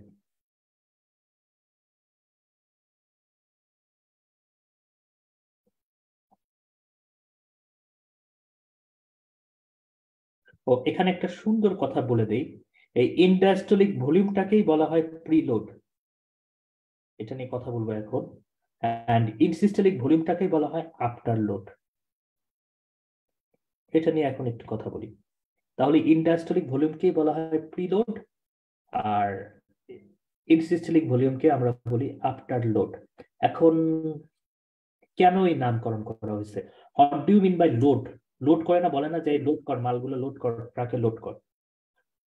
তো লোড মানে আপনি মনে রাখবেন, লোড মানে হলো ভেন্ট্রিকেল কন্ট্রাকশন।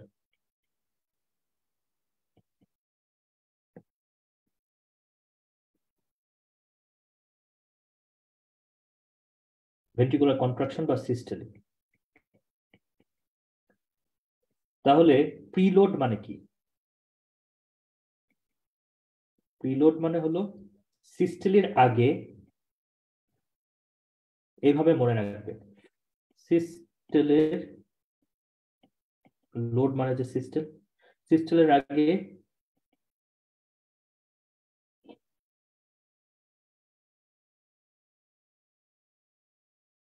কি পরিমাণ ব্লাড ভেন্ট্রিকেলে ছিল, মানে এটা ইনডায়াস্টলিক ভলিউম আর কি। আর আফটার লোড মানে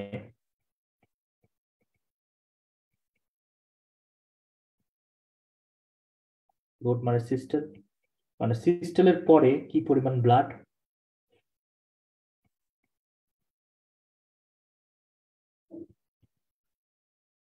কি পরিমাণ ব্লাড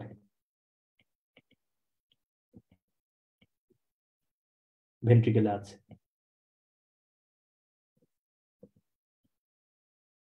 আচ্ছা আমাকে এখন একটা কথা বলে,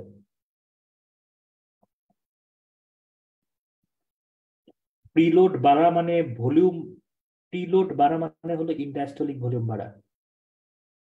তার মানে প্রিলোড বেশি বেড়ে গেলে আমরা বলতে পারি ভলিউম ওভারলোড।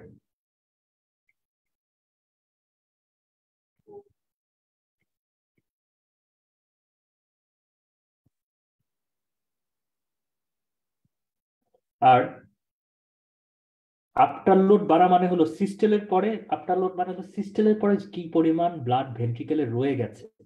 তাহলে যদি আপনি চিন্তা করেন সিস্টেলের পরে যদি বেশি পরিমাণ ব্লাড ভেন্ট্রিকেলে থেকে যায়, তার মানে এটা মিন করে হলো ভেন্ট্রিকেলের আউটফ্লো ট্র্যাক্টে কোনো একটা রেজিস্টেন্স আছে, এই জন্য বেশি পরিমাণ ব্লাড বাইরে যেতে পারে না। সো আফটার লোড মিন করে যে বাইরে প্রেসার বেশি আছে, অর্থাৎ প্রেসার ওভারলোড।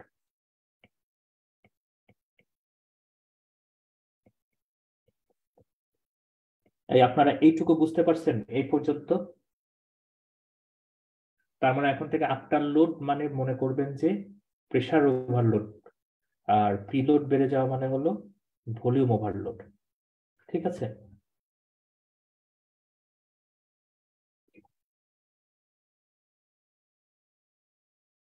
এখানে ওই কথাই বলা আছে, দেখেন,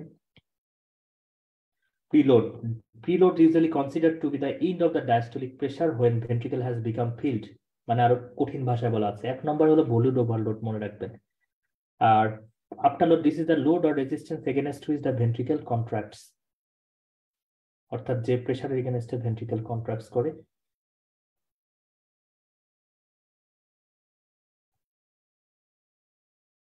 এবং এটা কার কার উপরে নির্ভর করে? Cardiac output, total peripheral resistance, physical characteristics of the vessel wall, volume of the blood that is ejected.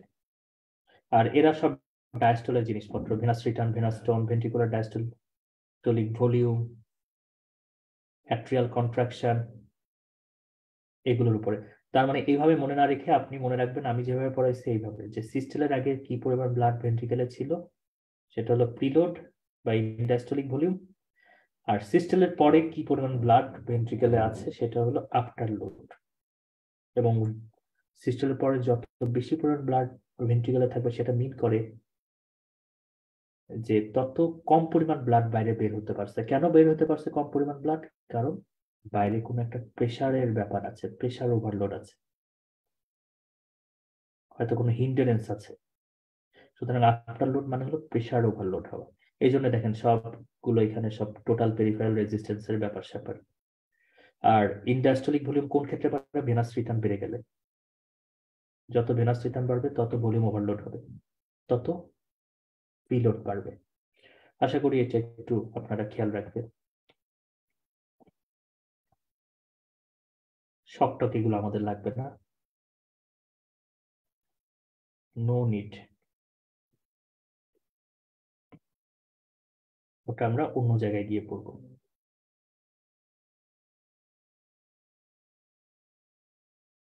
Blood ভেসেলের টাইপটা আমাদের লাগে। আমাদের সময় আসছিল যে রেজিস্ট্যান্ট ভেসেল কোনগুলো, সবচেয়ে বেশি রেজিস্ট্যান্স ভেসেল কোনগুলো? আর্টারিওলস ছিল, আমি ওটা পারি নাই।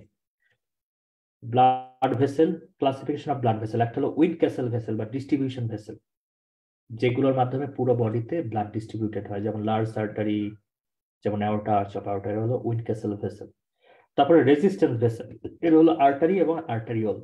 একটা হলো এক্সচেঞ্জ ভেসেল, যেখানে নিউট্রিশন, অক্সিজেন এগুলো এক্সচেঞ্জ হয়, যেমন মেটা arteriole, capillaries, post capillaries, etcetera.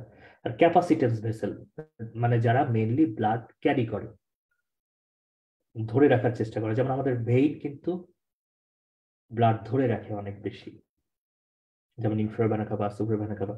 So capacitance vessel হলো ভেনিউল এবং veins. Capillary circulation 5% of the circulatory body, এটা মনে রাখলে হবে। ফেনেস্ট্রেটেড ক্যাপিলারি কোথায় কোথায় আছে? ব্রেইন, কিডনি, ইন্টেস্টাইন এবং এন্ডোক্রাইন গ্ল্যান্ড। বাইক দিয়ে মনে রাখবেন। সাইনোসয়েড কোথায় কোথায় আছে? সাইনোসয়েড হলো এই ক্যাপিলারি গুলোতে বেসমেন্ট মেমব্রেন থাকে না, দে ল্যাক বেসমেন্ট মেমব্রেন। এগুলো কোথায় কোথায় আছে? Bone marrow, liver, স্প্লিন, adrenal gland.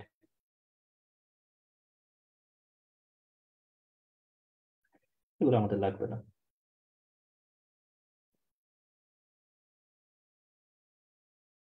সবচেয়ে বেশি ব্লাড থাকে সিস্টেমিক ভেইনে 50%, আর ওটাতে থাকে 2%, এটা মনে রাখলে হবে।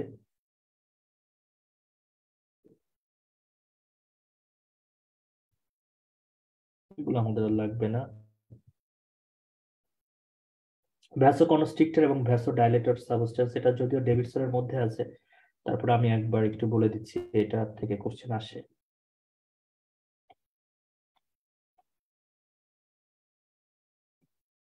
ভ্যাসোকনস্ট্রিক্টর কাটা, লোকাল টেম্পারেচার যদি ডিক্রিজ করে ভ্যাসোকনস্ট্রিকশন হবে। আর কিছু হরমোন আছে যারা ভ্যাসোকনস্ট্রিকশন করে, লাইক এন্ডোথেলিন 1, থ্রম্বোক্সিন A2, তারপরে কিছু হরমোন নরএপিনেফ্রিন, অ্যানজিওটেনসিন 2, ভ্যাসোপ্রেসিন, এরা সবাই আপনার ভ্যাসোকনস্ট্রিকশন করে। নিউরোপেপটাইড Y, আর হলো নিউরোনাল ফ্যাক্টর, অর্থাৎ ভ্যাসোমোটর নার্ভের যদি টোন বেড়ে যায়, ভ্যাসোমোটর সেন্টার যদি বেশি বেশি ডিসচার্জ করে। আর ডাইলেটেশন কি কি করে? লোকাল ফ্যাক্টর কি কি? কার্বন ডাই অক্সাইড যদি বেড়ে যায়, অক্সিজেন যদি কমে যায়, পটাশিয়াম যদি বেড়ে যায়, লোকাল টেম্পারেচার যদি বেড়ে যায়, এগুলো কারণে ডাইলেটেশন হয়। লোকাল পিএইচ যদি কমে যায়, অর্থাৎ অ্যাসিডোসিসে, অ্যাসিডোসিস দিয়ে সব চিন্তা করতে পারবেন। অ্যাসিডোসিস কোন ক্ষেত্রে হয়? কার্বন ডাই অক্সাইড যদি বেড়ে যায়। আর কোন কোন হরমোন ডাইলেটেশন করে? Nitric oxide, bradykinin, prostacyclin. আর কোন কোন, আর কারা কারা আছে? হ্যাপিনেফ্রিন ডাইলেটেশন করে, হিস্টামিন, সাবস্টেন্স পি, এএনপি। এগুলো মনে রাখতে হবে ভাই, এগুলো আসছে ডেভিডসনেও আছে, কিন্তু এখানে আর একটু 2-1টা লাইন বেশি আছে। এরা আপনার ডাইলেটেশন করে।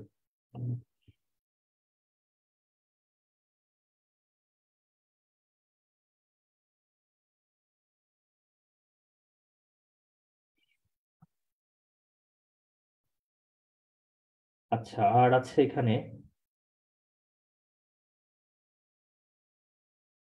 এই কথাটা মনে রাখবেন, radius of the vessel, the rate of blood flow is directly proportional to the fourth power of the radius of the vessel. এই খেয়াল করেন এটা আমি কি বলতেছি, blood flow, rate of blood flow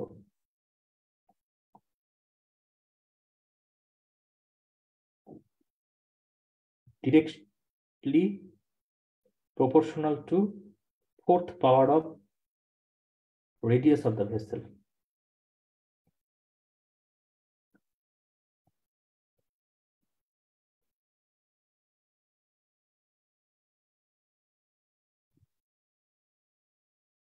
তার মানে ভেসেল রেডিয়াস যত বাড়বে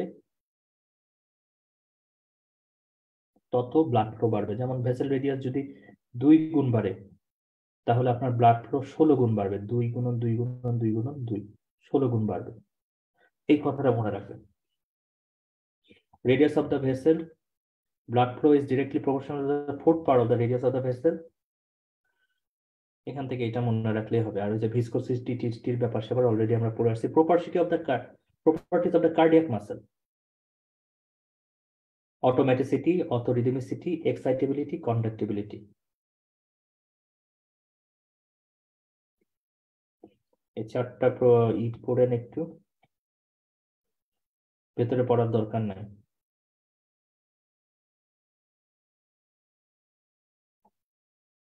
এই রিফ্র্যাক্টরি পিরিয়ডটা একটু দেখবেন, অ্যাবসলিউট রিফ্র্যাক্টিভ পিরিয়ড আর relative refractive period.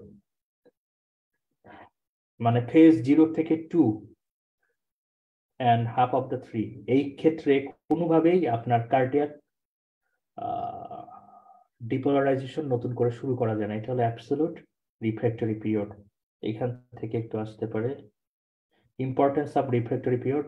Refractory period যদি না হতো, হার্ট মাসেল সবসময় কন্ট্রাকশন করতে থাকতো, তো হার্ট মাসেল ফ্যাটিক হয়ে যেত, টিটানাইজড হয়ে যেত, এবং রিকভারি করার এনাফ টাইম পেত না। প্ল্যাটু ফেজে কি হয়, এখানে ক্যালসিয়াম ইনফ্লাক্স হয়, পটাশিয়াম ইফ্লাক্স হয়।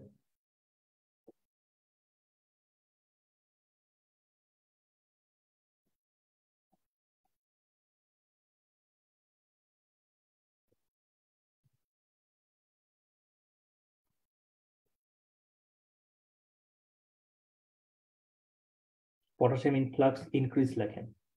এখান থেকে এই প্ল্যাটু ফেজটা নিয়ে আসতে পারে যে এখানে ক্যালসিয়াম ইনফ্লাক্স শুরু হয় কোন ক্ষেত্রে, পটাশিয়াম ইনফ্লাক্স মানে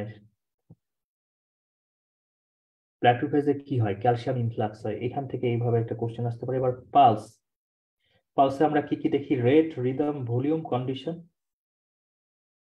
এখান থেকে যে জিনিসটা আসবে সেটা হলো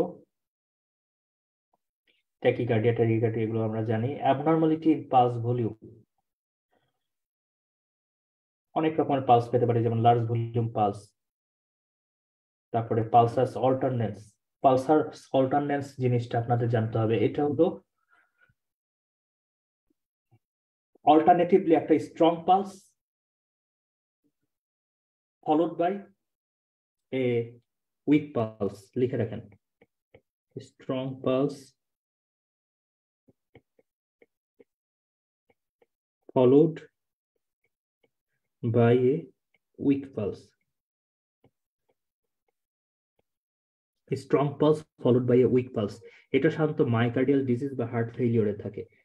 কেন হয় আমি বলছি। হার্ট ফেইলিওরের ক্ষেত্রে হার্ট ইজ কন্ট্রাক্টিং, মানে হার্ট ভালো মতো ধরেন অলরেডি ভলিউম ওভারলোডেড, ভালো মতো সে কন্ট্রাকশন করতে পারতেছে না, হালকা একটা কন্ট্রাকশন করছে, কিছু ব্লাড বের হয়েছে, আর কিছু ব্লাড আবার ব্যাকফ্লো করে ওখানেই আছে, হার্টের মধ্যে আছে। নতুন আবার কিছু ব্লাড আপনার লেফট অ্যাট্রিয়াম থেকে লেফট ভেন্ট্রিকেলে আসছে।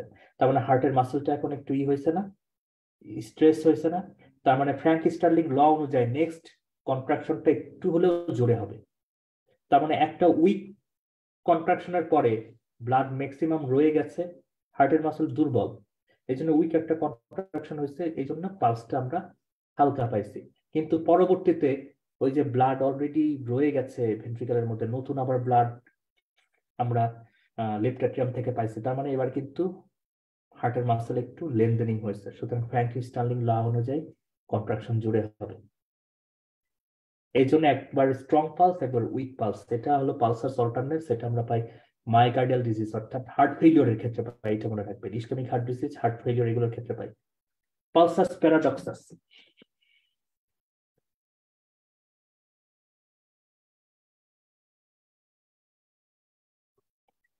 pulsus paradoxus describes a pulse that increases volume on expiration and decreases volume in inspiration.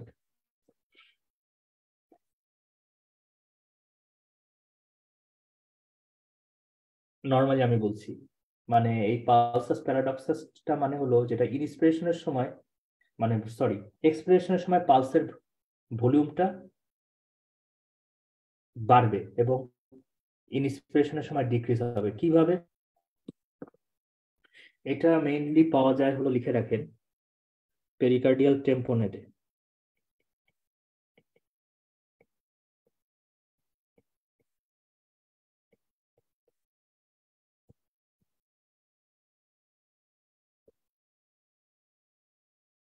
আচ্ছা, আপনি যখন ধরেন হার্টটা একটা চারপাশে পানির একটা লেয়ারে ডুবে আছে হার্ট, ওই অবস্থায় আপনি যদি ইনস্পিরেশন নেন, তাহলে হার্টের উপরে চাপ বাড়বে নাকি কমবে? হার্টকে চারদিক থেকে লাং চেপে ধরবে না? হার্টকে চারদিক থেকে লাং চেপে ধরবে। সো সেক্ষেত্রে আপনার লেফট ভেন্ট্রিকেলের ভলিউম কমে যাবে, ক্যাপাসিটি কমে যাবে। ক্যাপাসিটি কমে গেলে আপনার আলটিমেটলি, কারণ চাপ খাচ্ছে পানি দিয়ে, চারপাশে যে পানির লেয়ারটা আছে কার্ডিয়াক টেম্পোনেটে যেটা থাকে সেটাতে চাপ খাচ্ছে। ইন্সপিরেশনের সময় লেফট অ্যাট্রিয়ামে ব্লাড ফ্লো এমনিতেই কম হয়। নর্মালি দেখেন, ইন্সপিরেশনের সময় লেফট অ্যাট্রিয়ামে ব্লাড ফ্লো এমনিতেই কম হয়, আমরা জানি, কারণ ক্যাপাসিটি থাকে, মানে ম্যাক্সিমাম ব্লাড থাকে আপনার লাঙে, আর রাইট অ্যাট্রিয়ামে ব্লাড ফ্লো বেশি হয়, তো সুতরাং সেপ্টামকে লেফট অ্যাট্রিয়ামের দিকে চাপায় দেয়। তো লেফট অ্যাট্রিয়ামের ক্যাপাসিটি এমনিতেই কমে যায় নর্মাল মানুষের ক্ষেত্রে। আর যে লোকটার কার্ডিয়াক টেম্পোনেট থাকবে তার চারপাশে তো আরো একটা পানির চাপ আছে, সো তার ক্ষেত্রে আপনার পালসটা আরো দুর্বল হয়ে যাবে। সুতরাং এক্ষেত্রে কি হবে, ইন্সপিরেশনের সময় পালস ডিক্রিজ করবে বা ভলিউমটা ডিক্রিজ করবে, কিন্তু এক্সপিরেশনের সময় যেহেতু পালস আপনার সরি ভলিউম বা ব্লাড ফ্লো বেড়ে যায় লেফট ভেন্ট্রিকেলে, সো সেক্ষেত্রে আমরা পালস ভলিউমটা বেশি পেতে পারি। এটা হলো পালসাস প্যারাডক্সাস, এটা মেইনলি আমরা পেরিকার্ডিয়াল টেম্পোনেটে পাই। আর একটা আছে হলো কলাপসিং আর ওয়াটার হ্যামার পালস।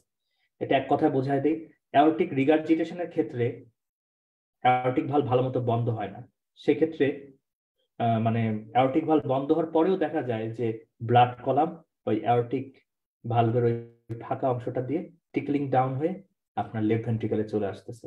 সুতরাং আপনি যদি হাতটা ধরে এরকম উপরের দিকে নেন তাহলে কি হবে, আপনার মনে হবে যে পালসটা আস্তে আস্তে আপনার হাতের ভেতর থেকে উইক হয়ে যাচ্ছে, কারণ এই যে হাতটা উপরে তুলছেন এখানে যে ব্লাড কলামটা আছে সেটা ওই যে আপনার ডিফেক্টিভ অ্যাওর্টিক ভালভ দিয়ে নিচের দিকে নেমে যাচ্ছে, ভেন্ট্রিকেলের দিকে নেমে যাচ্ছে, সুতরাং ব্লাড কলাম তো ডিক্রিজ করতেছে, সুতরাং pulse will be week in that case. এটাকে বলে কলাপসিং অর ওয়াটার হ্যামার পালস। এটা আমরা এঅর্টিক রিগার্জিটেশনে পাই ভালভুলার কম প্রবলেমের মধ্যে, এছাড়া থাইরোটক্সিকোসিসে পেতে পারি। স্লো রাইজিং পালস পাই হলো অ্যাওর্টিক স্টেনোসিস, এটা নিয়ে পরে কথা হবে। আর পালসাস বিসফারিয়েন্স এটা পাই হাইপারট্রফিক অবস্ট্রাকটিভ কার্ডিওমায়োপ্যাথিতে, অর্থাৎ এক্ষেত্রে পালসের দুইটা পিক থাকে। তা হাইপারট্রফিক কার্ডিওমায়োপ্যাথিতে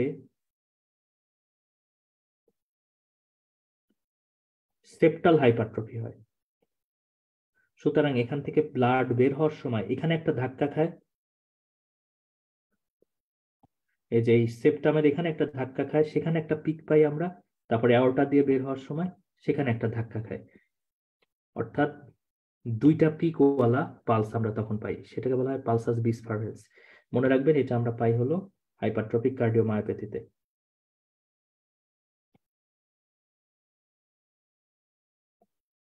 আর পালসাস ডেফিসিট মানে পালস পাবেনই না, আপনি হাতে কোনো পালস পাবেন না, এত রেপিড পালস হবে, এত উইক পালস হবে, মানে হার্ট খালি এরকম করে ধরেন কাঁপতেছে, কোনো ভালো মতো ইফেক্টিভ কন্ট্রাকশন দিচ্ছে না, সো আপনি সেক্ষেত্রে পালস পাবেন না। এটা পাই আমরা অ্যাট্রিয়াল ফিব্রিলেশনে। একটু ওয়েট,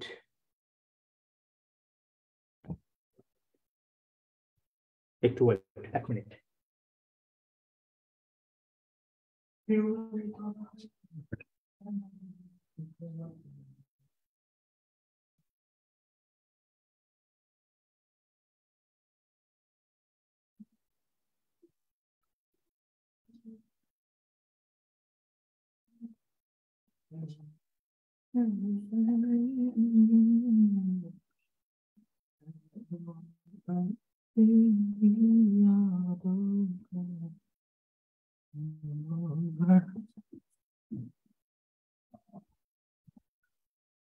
তো দ্যাটস ইট, এটা হলো মোটামুটি ফিজিওলজি যতটুকু আছে, এটা পড়ে ফেললে আমার মনে হয় কমন পড়ে যাবে। এখন অ্যানাটমির যে ব্যাপারটা,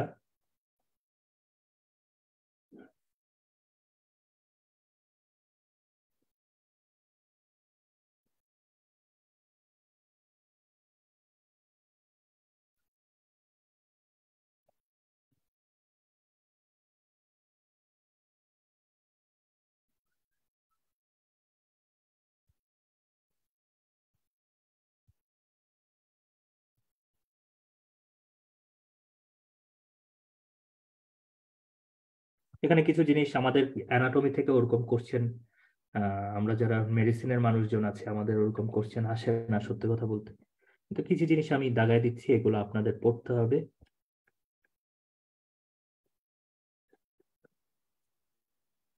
যেমন পেরিকার্ডিয়াম সম্পর্কে, পেরিকার্ডিয়াম কয় রকমের আছে? দুই রকমের, ফাইব্রাস পেরিকার্ডিয়াম আর serous pericardium. Parietal layer of the পেরিকার্ডিয়ামে আবার সেরাস পেরিকার্ডিয়াম আছে।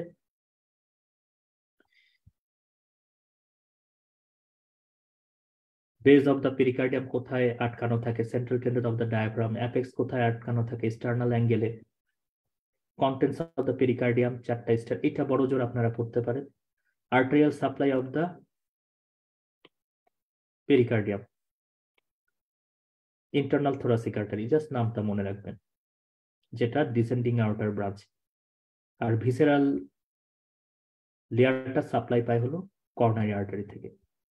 নার্ভ সাপ্লাই পায় pericardium, fibrous and parietal pericardium পায় ফ্রেনিক নার্ভ থেকে, এবং ভিসেরাল লেয়ার পায় হলো কর্নারি প্লেক্সাস থেকে, sympathetic nerve via coronary plexus থেকে। এগুলো আমাদের আসবে না,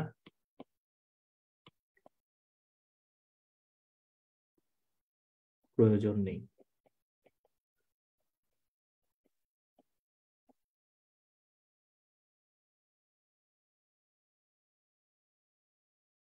ট্রানভার্স সাইনাসের ইম্পর্টেন্সটা পড়তে পারেন। ডিউরিং কার্ডিয়াক সার্জারি লাইগেচার আমরা ট্রানভার্স সাইনাস দিয়ে পাস করি। প্যারাসিন্থেসিস কোন লেভেলে করে? Left fourth to fifth intercostal space, lateral margin of the sternum, 45 degree ইনক্লাইনেশনে, এটা মনে রাখতে পারেন। হার্ট, এখানে হার্টের যেটা জানতে হবে যে অ্যাপেক্স কি দিয়ে ফর্ম হয়েছে? Left ventricle. মানে সত্যি কথা বলতে আপনার আমাদের অ্যানাটমি থেকে কখনো ওরকম কোশ্চেন আসে না। যেমন এবার আসছে যে অ্যাট্রিয়াম এবং ভেন্ট্রিকেলের মাঝখানে যে জিনিসটা থাকে তার নাম কি? অ্যানুলাস ফাইব্রাসাস, অ্যানুলাস ফাইব্রাস, যেটা আমাদের ডেভিডসনে আছে। আর আর্টারি সাপ্লাই থেকে একটা কোশ্চেন আসছে, তো যেটা আমি সবসময় ডেভিডসন পড়ার সময় পড়ায় দিই। একটু ঘুরায় আসছে আর্টারি সাপ্লাইটা, বলছে যে ইসিজিতে লেফট ভেন্ট্রিকেল মানে L5 এবং L6 এর চেঞ্জ আছে, তো ওই এরিয়াটা কোন আর্টারি দিয়ে সাপ্লাই হয়েছে, সাপ্লাই হয়, এরকম ভাবে কোশ্চেন আসছে। তো অ্যাপেক্স ফর্ম হয় লেফট ভেন্ট্রিকেল থেকে, বেস ফর্ম হয় হলো left atrium and small part of the right atrium দিয়ে, অর্থাৎ অ্যাট্রিয়াম গুলো দিয়ে বেস ফর্ম হয়, ভেন্ট্রিকেল দিয়ে, লেফট ভেন্ট্রিকেল দিয়ে অ্যাপেক্স ফর্ম হয়। রাইট বর্ডার রাইট অ্যাট্রিয়াম দিয়ে ফর্ম হয়, ইনফেরিয়র বর্ডার রাইট ভেন্ট্রিকেল এবং লেফট ভেন্ট্রিকেলের অ্যাপেক্স দিয়ে ফর্ম হয়।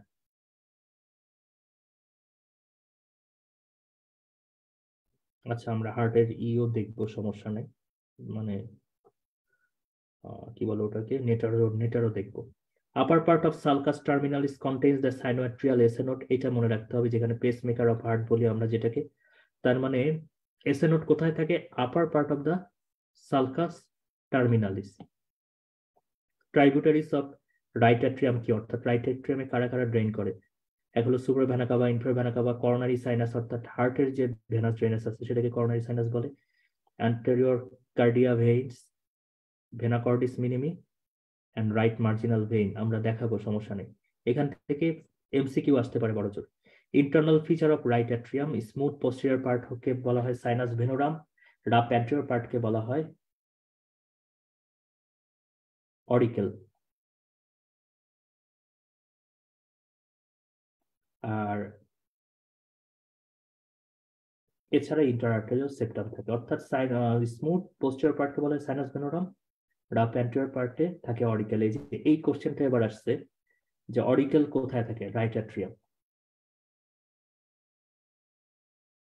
রাইট ভেন্ট্রিকেলে অনেক রিচ থাকে, রাফ রিচ থাকে, সেই রিচ গুলোকে বলা হয় ট্রাবিকুলি কার্নি। তবে রাইট ভেন্ট্রিকেলের যে আউটফ্লো ট্র্যাক্ট আছে সেটা স্মুথ থাকে, যেটাকে বলা হয় ইনফ্যান্ডিবুলাম। তো ট্রাবিকুলি কার্নি কি কি দিয়ে গঠিত? Ridges, bridges, papillary muscle. আমাদের জন্য এইটুকু যথেষ্ট। Conductive system of the heart, SN node কোথায় থাকে? Upper end of the crista টার্মিনালিসে।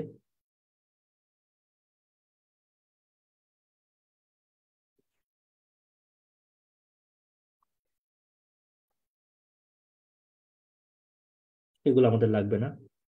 Blood supply of the heart, এটা আমাদের লাগবে, এটাতে 4টা স্টেপ, এবং এটা আমরা ডেভিডসনেও আছে আলাদা করে। আমরা এখন একটু এটা নিয়ে কথা বলবো।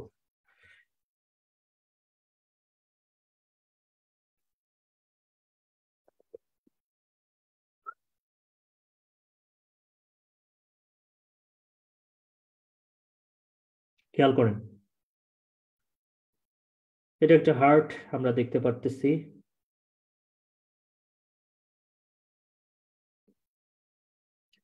এটা হলো অ্যাসেন্ডিং আওরটা, এবং এটা হলো অ্যাসেন্ডিং আওরটার থেকে বের হয়েছে দেখেন লেফট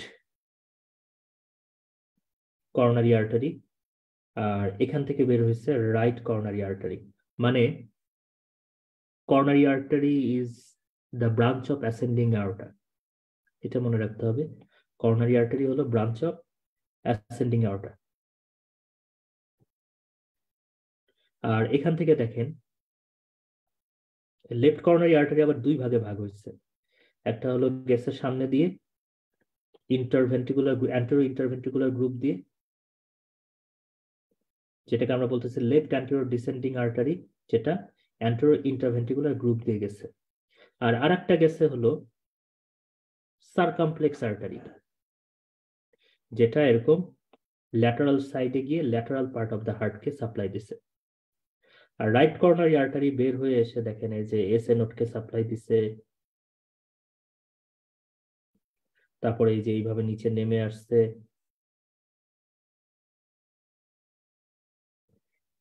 নেমে এসে যে মার্জিনাল ব্রাঞ্চ হিসেবে সামনের দিকে আগায় গেছে। সুতরাং রাইট মার্জিনাল ব্রাঞ্চ, এটাও রাইট কর্নারি আর্টারি ব্রাঞ্চ, যেটা রাইট ভেন্ট্রিকেলকে সাপ্লাই দিচ্ছে।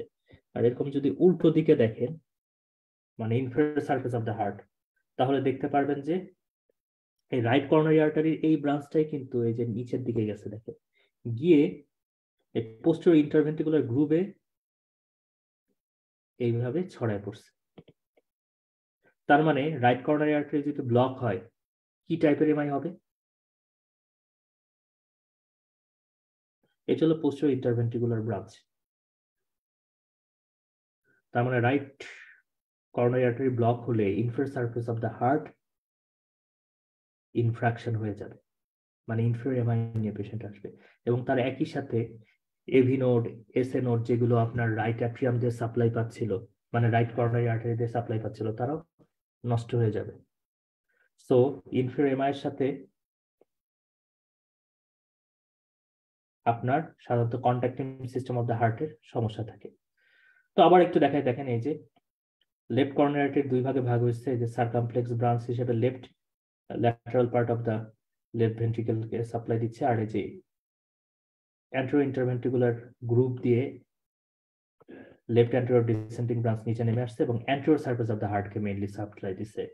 আর রাইট কর্নারি আর্টারি এইভাবে নিচের দিকে নামছে, নেমে মার্জিনাল আর্টারি হিসেবে এদিকে চলে গেছে, এবং অন্যটা পোস্টেরিয়র ইন্টারভেন্ট্রিকুলার গ্রুপে গিয়ে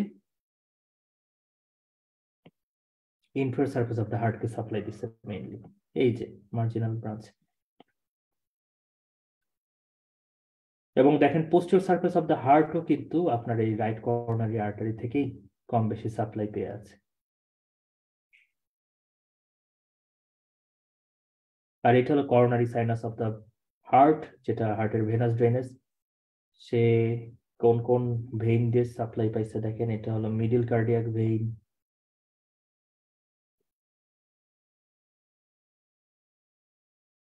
oblique vein of the Marshall, posterior vein of the left ventricle. এখন যাই হোক, আমরা দেখি আমাদের ওখানে আমরা কি পড়বো। মেইন ব্রাঞ্চ হলো coronary artery, right coronary artery এবং লেফট করোনারি আর্টারি, দুটোই অ্যাওর্টিক সাইনাস থেকে তৈরি হয়েছে। রাইট করোনারি আর্টারি তৈরি হয়েছে অ্যান্টেরো অ্যাওর্টিক সাইনাস থেকে, এবং পোস্টেরিয়র অ্যাওর্টিক সাইনাস থেকে তৈরি হয়েছে left coronary artery. Right coronary artery দুইটা ব্রাঞ্চ, একটা হলো রাইট মার্জিনাল আর পোস্টেরিয়র ইন্টারভেন্ট্রিকুলার। এই যে একটা হলো রাইট করোনারি আর্টারি, নিচে এসে এই যে রাইট মার্জিনালে চলে গেছে, আর পোস্টেরিয়র ইন্টারভেন্ট্রিকুলার।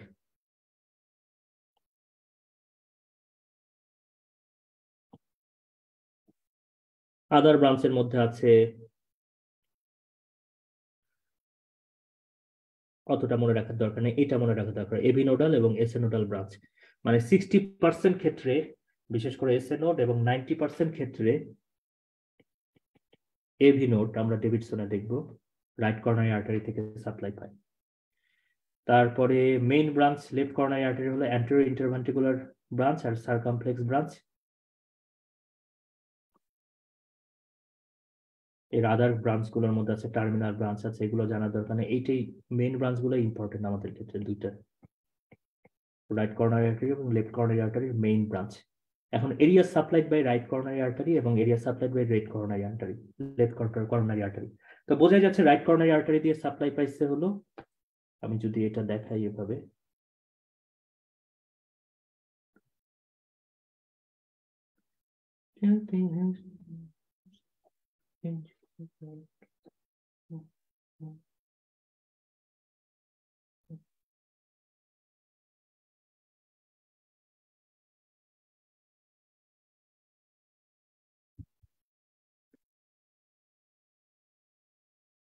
খেয়াল করেন এই যে রাইট অ্যাট্রিয়াম সাপ্লাই পাইছে, রাইট ভেন্ট্রিকল সাপ্লাই পাইছে, তারপর inferior surface of the heart supply পাইছে রাইট কর্নারি আর্টারি দিয়ে, posterior surface of the heart supply পাইছে, আর এই যে লেফট ভেন্ট্রিকল দিয়ে মানে লেফট কর্নারি আর্টারি দিয়ে মেইনলি ও এসএ নোড সাপ্লাই পাইছে, আর লেফট কর্নারি আর্টারি দিয়ে mainly anterior surface of the heart, left lateral surface of the heart, এরা মেইনলি সাপ্লাই পাইছে আর কি।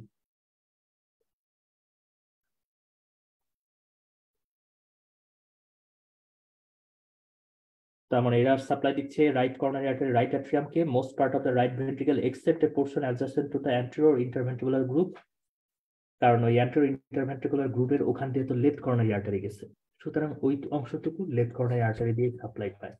আর area supply by left coronary artery হলো most part of the left ventricle, শুধু posterior interventricular গ্রুপের ওই জায়গাটা বাদ দেয়, কারণ ওই জায়গায় থাকে হলো রাইট কর্নারি আর্টারি। আর small portion of the right ventricle adjacent to the anterior interventricular groove, মানে দুইটা হলো ভাইস ভার্সা। যদি চিন্তা করেন, মানে রাইট কর্নারি আর্টারি পুরো লেফট ভেন্ট্রিকলকে সাপ্লাই দিচ্ছে except a portion adjacent to the, except মানে পুরাটা লেফট ভেন্ট্রিকলকে সাপ্লাই দিচ্ছে, আর রাইট ভেন্ট্রিকলের সেই অংশকে সাপ্লাই দিচ্ছে যেটা এই অ্যান্টেরিয়র ইন্টারভেন্ট্রিকুলার গ্রুপের পাশে আছে। তার মানে আমি যখন রাইট কর্নারি আর্টারি সাপ্লাই বলবো তখন বলবো right atrium, right ventricle most of the part except a portion adjacent two the anterior interventricular group, যেটা লেফট কর্নারি আর্টারি দিয়ে সাপ্লাই পাইছে। আর আমি যখন মানে লেফট কর্নারি আর্টারি সাপ্লাই বলবো তখন বলবো যে most part of the left ventricle and left atrium except a portion adjacent to the posterior interventricular group, যেটা রাইট কর্নারি আর্টারি দিয়ে সাপ্লাই পাইছে। এখানে এই কথাটাই আর কি একটু প্যাচ ঘোষ দিয়ে বলছে।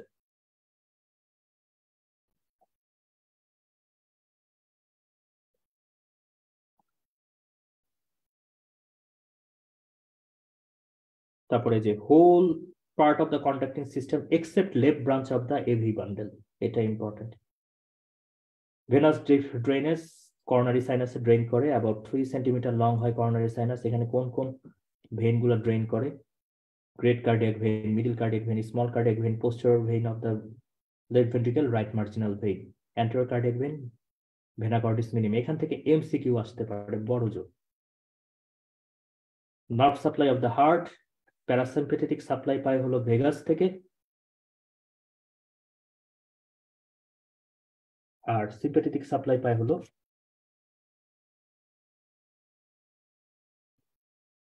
2 থেকে 5 থোরাসিক সেগমেন্ট থেকে।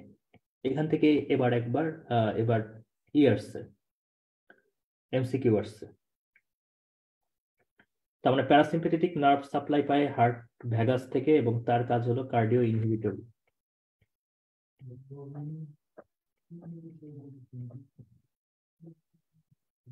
আর সিম্পেথেটিক পায় হলো থোরাসিক 2 থেকে 5 সেগমেন্ট থেকে, যেটা করে হলো কার্ডিও এক্সাইটেটরি।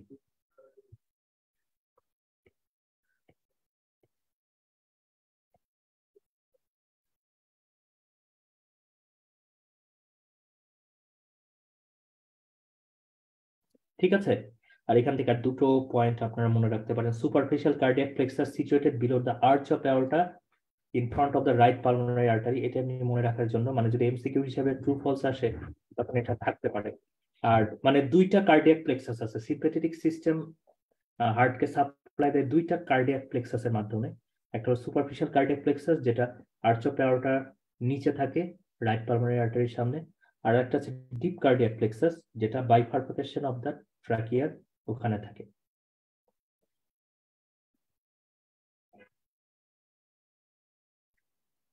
আচ্ছা, আর হলো কনজেনিটাল অ্যানোমালি, সবচেয়ে বড় কথা কনজেনিটাল অ্যানোমালি আমরা ডেভিডসন থেকে পড়বো। জাস্ট এটা মনে রাখেন, লেফট টু রাইট শান্ট কোন কোন ক্ষেত্রে হয়, অর্থাৎ লেফট ভেন্ট্রি মানে left side of the heart এর ব্লাড কোন কোন ক্ষেত্রে রাইট সাইডে আসে, ব্যাপারটা এরকম।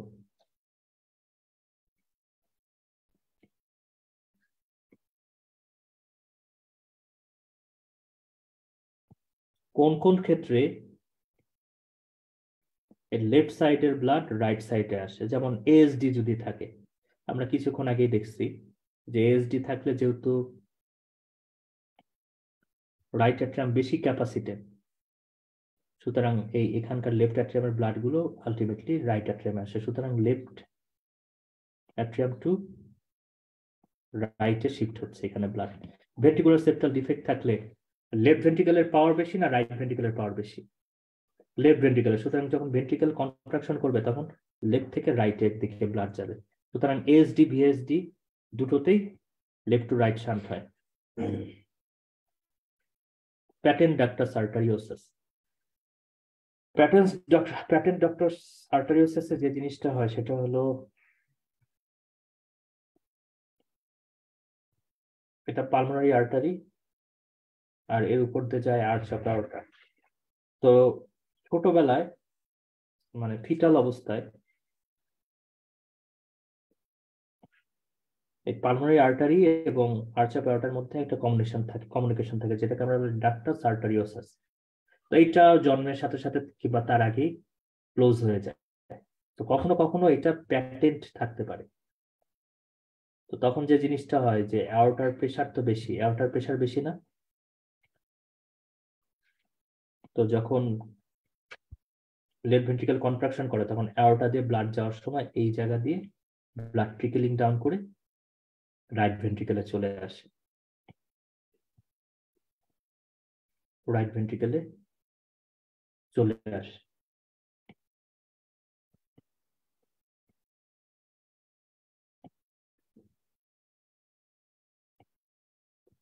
এই জন্য আপনার এখানেও লেফট টু রাইট শান্ট হতে পারে। আর এই জায়গাটা ইসেনমেন্সের সিনড্রোমে হলো উল্টো কাহিনী হয়, right to left shunt, right to left shunt. কেন? ইসেনমেন্সের সিনড্রোমে যদি কোনো কারণে দেখা দিচ্ছে, শেষ, আজকে ইভ ডেভিডসনের ভিতরে ঢুকবো না।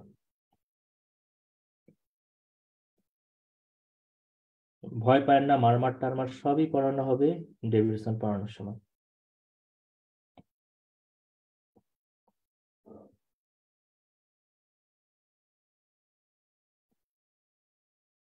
ধরেন এটা হলো pulmonary artery,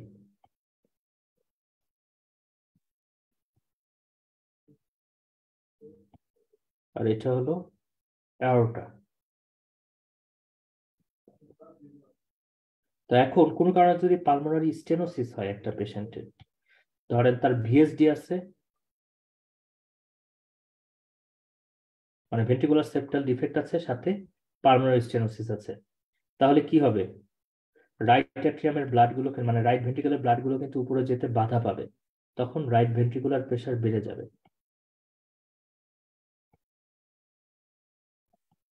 right ventricular pressure যদি বেড়ে যায় তখন এক সময় এমন হবে যে লেফট ভেন্ট্রিকুলার থেকে রাইট ভেন্ট্রিকুলার প্রেশার বেড়ে গেছে, তখন রাইট থেকে লেফটের দিকে ব্লাড শান্ট করতে থাকবে।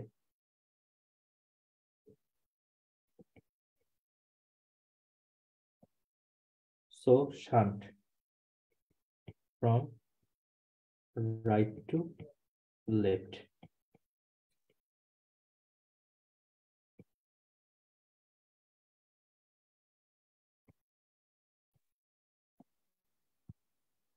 আমি কি বোঝাতে পারছি? তার মানে ইসেনমেন্জার সিনড্রোমে কি হবে? Reverse of the left to right shunt, এখানে রাইট টু লেফট শান্ট হবে, ঠিক আছে? এবং এখানে আমরা এই যে এখানে এই যে এইটাই হলো রাইট টু লেফট শান্ট। এবং তখন যে ঝামেলাটা হবে, রাইট সাইডে থাকে ডিঅক্সিজেনেটেড ব্লাড, সেই ডিঅক্সিজেনেটেড ব্লাডটা তখন লেফট ভেন্ট্রিকেলে যাওয়ার ফলে পুরো সিস্টেমে ছড়িয়ে পড়বে তখন ডিঅক্সিজেনেটেড ব্লাড, এবং তখন পেশেন্ট সায়ানোসিস নিয়ে প্রেজেন্ট করবে। এবার আসেন ফ্যালোস্টেট্রোলজি।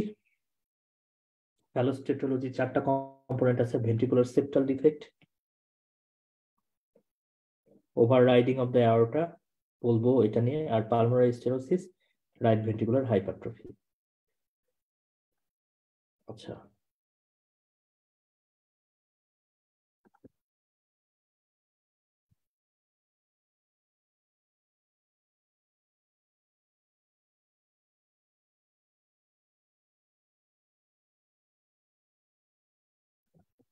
পেট্রোলজি অফ ফ্যালোটের যে ঝামেলাটা দেখেন, এখানে 4টা কম্পোনেন্ট থাকে। একটা কম্পোনেন্ট হলো পালমোনারি স্টেনোসিস, পালমোনারি স্টেনোসিস থাকে, তারপরে ভেন্ট্রিকুলার সেপ্টাল ডিফেক্ট থাকে 2 নম্বর। এই যে দেখেন এখানে ভেন্ট্রিকুলার সেপ্টাল ডিফেক্ট। তো পালমোনারি স্টেনোসিস সাথে ভেন্ট্রিকুলার সেপ্টাল ডিফেক্ট থাকতেছে। তারপরে এই ভেন্ট্রিকুলার সেপ্টালটা ডিফেক্ট থাকার কারণে এই অ্যাওর্টাটা ভালো মতো সাপোর্ট পায় না। সাপোর্ট না পেয়ে সে কি করে, অ্যাওর্টাটা এই ডানের দিকে একটু সরে আসে, অর্থাৎ ওভাররাইডিং অফ দ্য অ্যাওর্টা।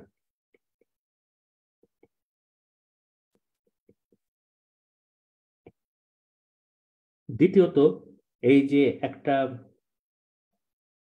স্টেনোজ ভালভের এগেনস্টে যখন রাইট ভেন্ট্রিকেলকে কাজ করতে হবে, তখন রাইট ভেন্ট্রিকেল হাইপারট্রফি হয়ে যাবে, রাইট ভেন্ট্রিকুলার হাইপারট্রফি 4 নম্বর। এটি হলো Fallot's tetralogy. VSD, pulmonary stenosis, overriding of the aorta and right ventricular hypertrophy, এই 4টাকে একসাথে ফ্যালোস্টেট্রোলজি বলে। তো এটা হলে কি হবে, যেহেতু পালমোনারি স্টেনোসিস আছে, সুতরাং ব্লাডের প্রেসার রাইট ভেন্ট্রিকেলের বেশি হবে, কারণ সে তো বাইরে বের হতে পারতেছে না রাইট ভেন্ট্রিকেলের ব্লাড গুলো স্টেনোস ভালভের কারণে। সুতরাং রাইট ভেন্ট্রিকেলের ব্লাড প্রেসার বেড়ে যাবে লেফট ভেন্ট্রিকেলের থেকে।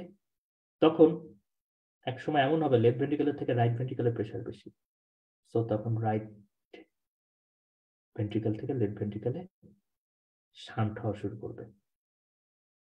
তার মানে এখানে সায়ানোসিস পাবেন নাকি সায়ানোটিক ডিজিজ পাবেন? এখানে তাহলে রাইট টু লেফট শান্ট।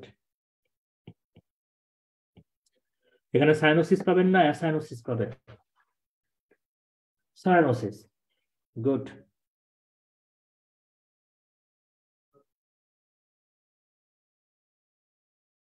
তো দ্যাটস ইট। আজকে আর ডেভিডসনে আমি ধরলাম না আর কি, অনেক রাতও হয়ে গেছে, প্রথম দিন। তা আমি আপনাদের এই পিডিএফ গুলো শেয়ার করে দিব, আপনারা এটার উপরে প্রিপারেশন নেবেন, ঠিক আছে? এর চেয়ে বেশি পড়ার কোনো সুযোগ নেই আসলে,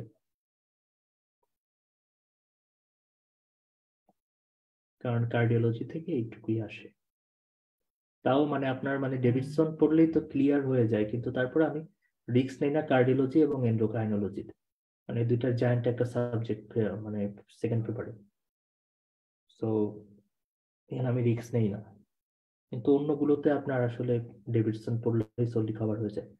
তো আজকে কি ভাল লাগছে ক্লাস? মানে বুঝতে পারছেন কিছু? এখন যখন আপনি দেখবেন যে ডেভিডসনে আমরা পৌঁছবো, তখন দেখবেন যে ডেভিডসনটা খুবই সুন্দর লাগতেছে, ঠিক আছে? যে ডেভিডসনটা মনে হচ্ছে গোছালো, আপনি ধরতে পারতেছেন ডিজিজ গুলো তখন, ফিজিওলজি এবং কার্ডিয়াক সাইকেল এগুলো ভালো বোঝার কারণে। তো সবাই ভালো থাকবেন, টেক রেস্ট। আমার এগুলো করে অভ্যাস আছে এত রাত পর্যন্ত ক্লাস নেই আপনারা, আজকে ফার্স্ট ডে। জেবিবি কোনটা বোঝেন নাই বলেন, জেবিবি শেষ করে দেই, জেবিবি না বুঝলে হবে না।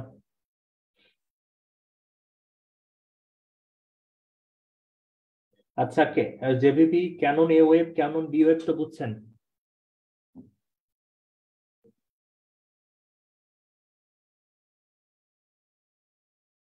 আচ্ছা, মান বন্টন বলি ভাইয়া, আসলে সত্যি কথা বলতে ডেভিডসন থেকে আপনার 90% কোশ্চেন আসবে, 90 থেকে 95% কোশ্চেন।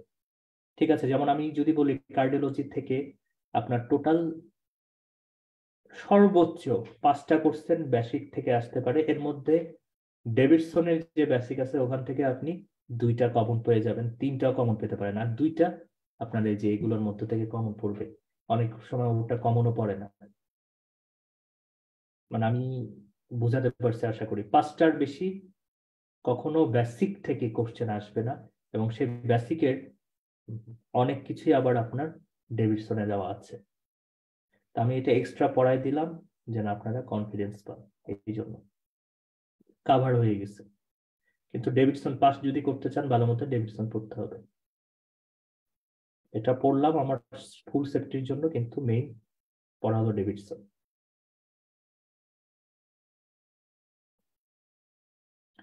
আচ্ছা, এখন আমি জেভিপি 1 লাইনে বলে দিই। জেভিপি 1 লাইনে হলো অ্যাট্রিয়াম যখন কন্ট্রাকশন করতেছে তখন অ্যাট্রিয়ামের মধ্যে প্রেসার বেড়ে যাচ্ছে, সুতরাং জুগুলার ভেইনের প্রেসার বেড়ে যাবে, সুতরাং আমরা একটা পজিটিভ ওয়েভ পাবো, এ ওয়েভ। তারপরে অ্যাট্রিয়াল এবার আসেন, অ্যাট্রিয়াল কন্ট্রাকশনের পরে কি?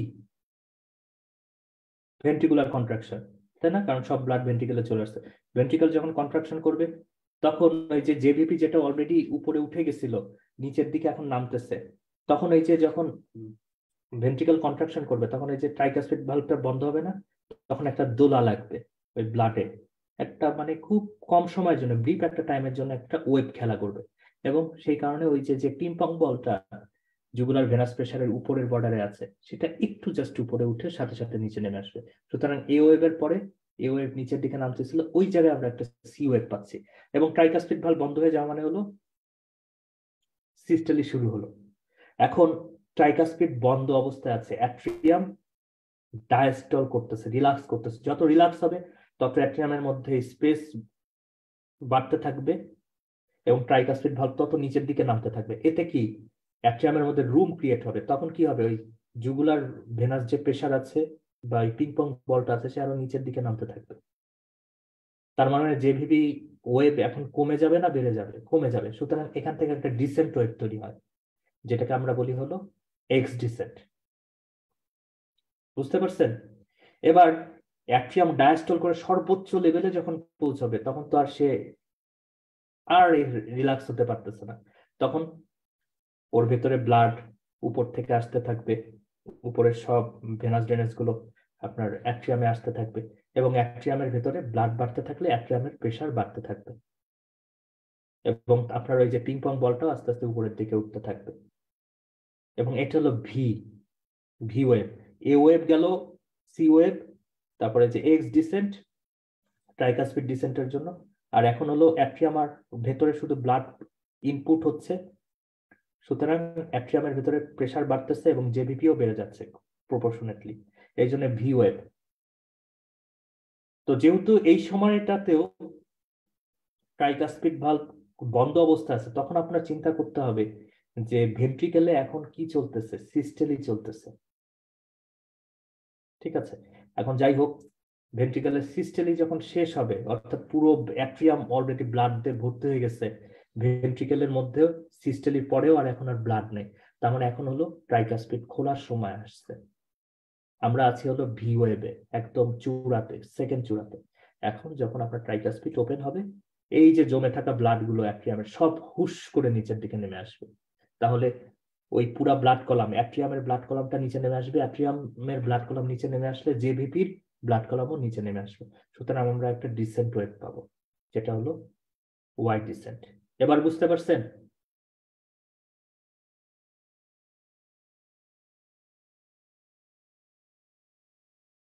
ফাহাদ বিন রাজ্জাক সাহেব।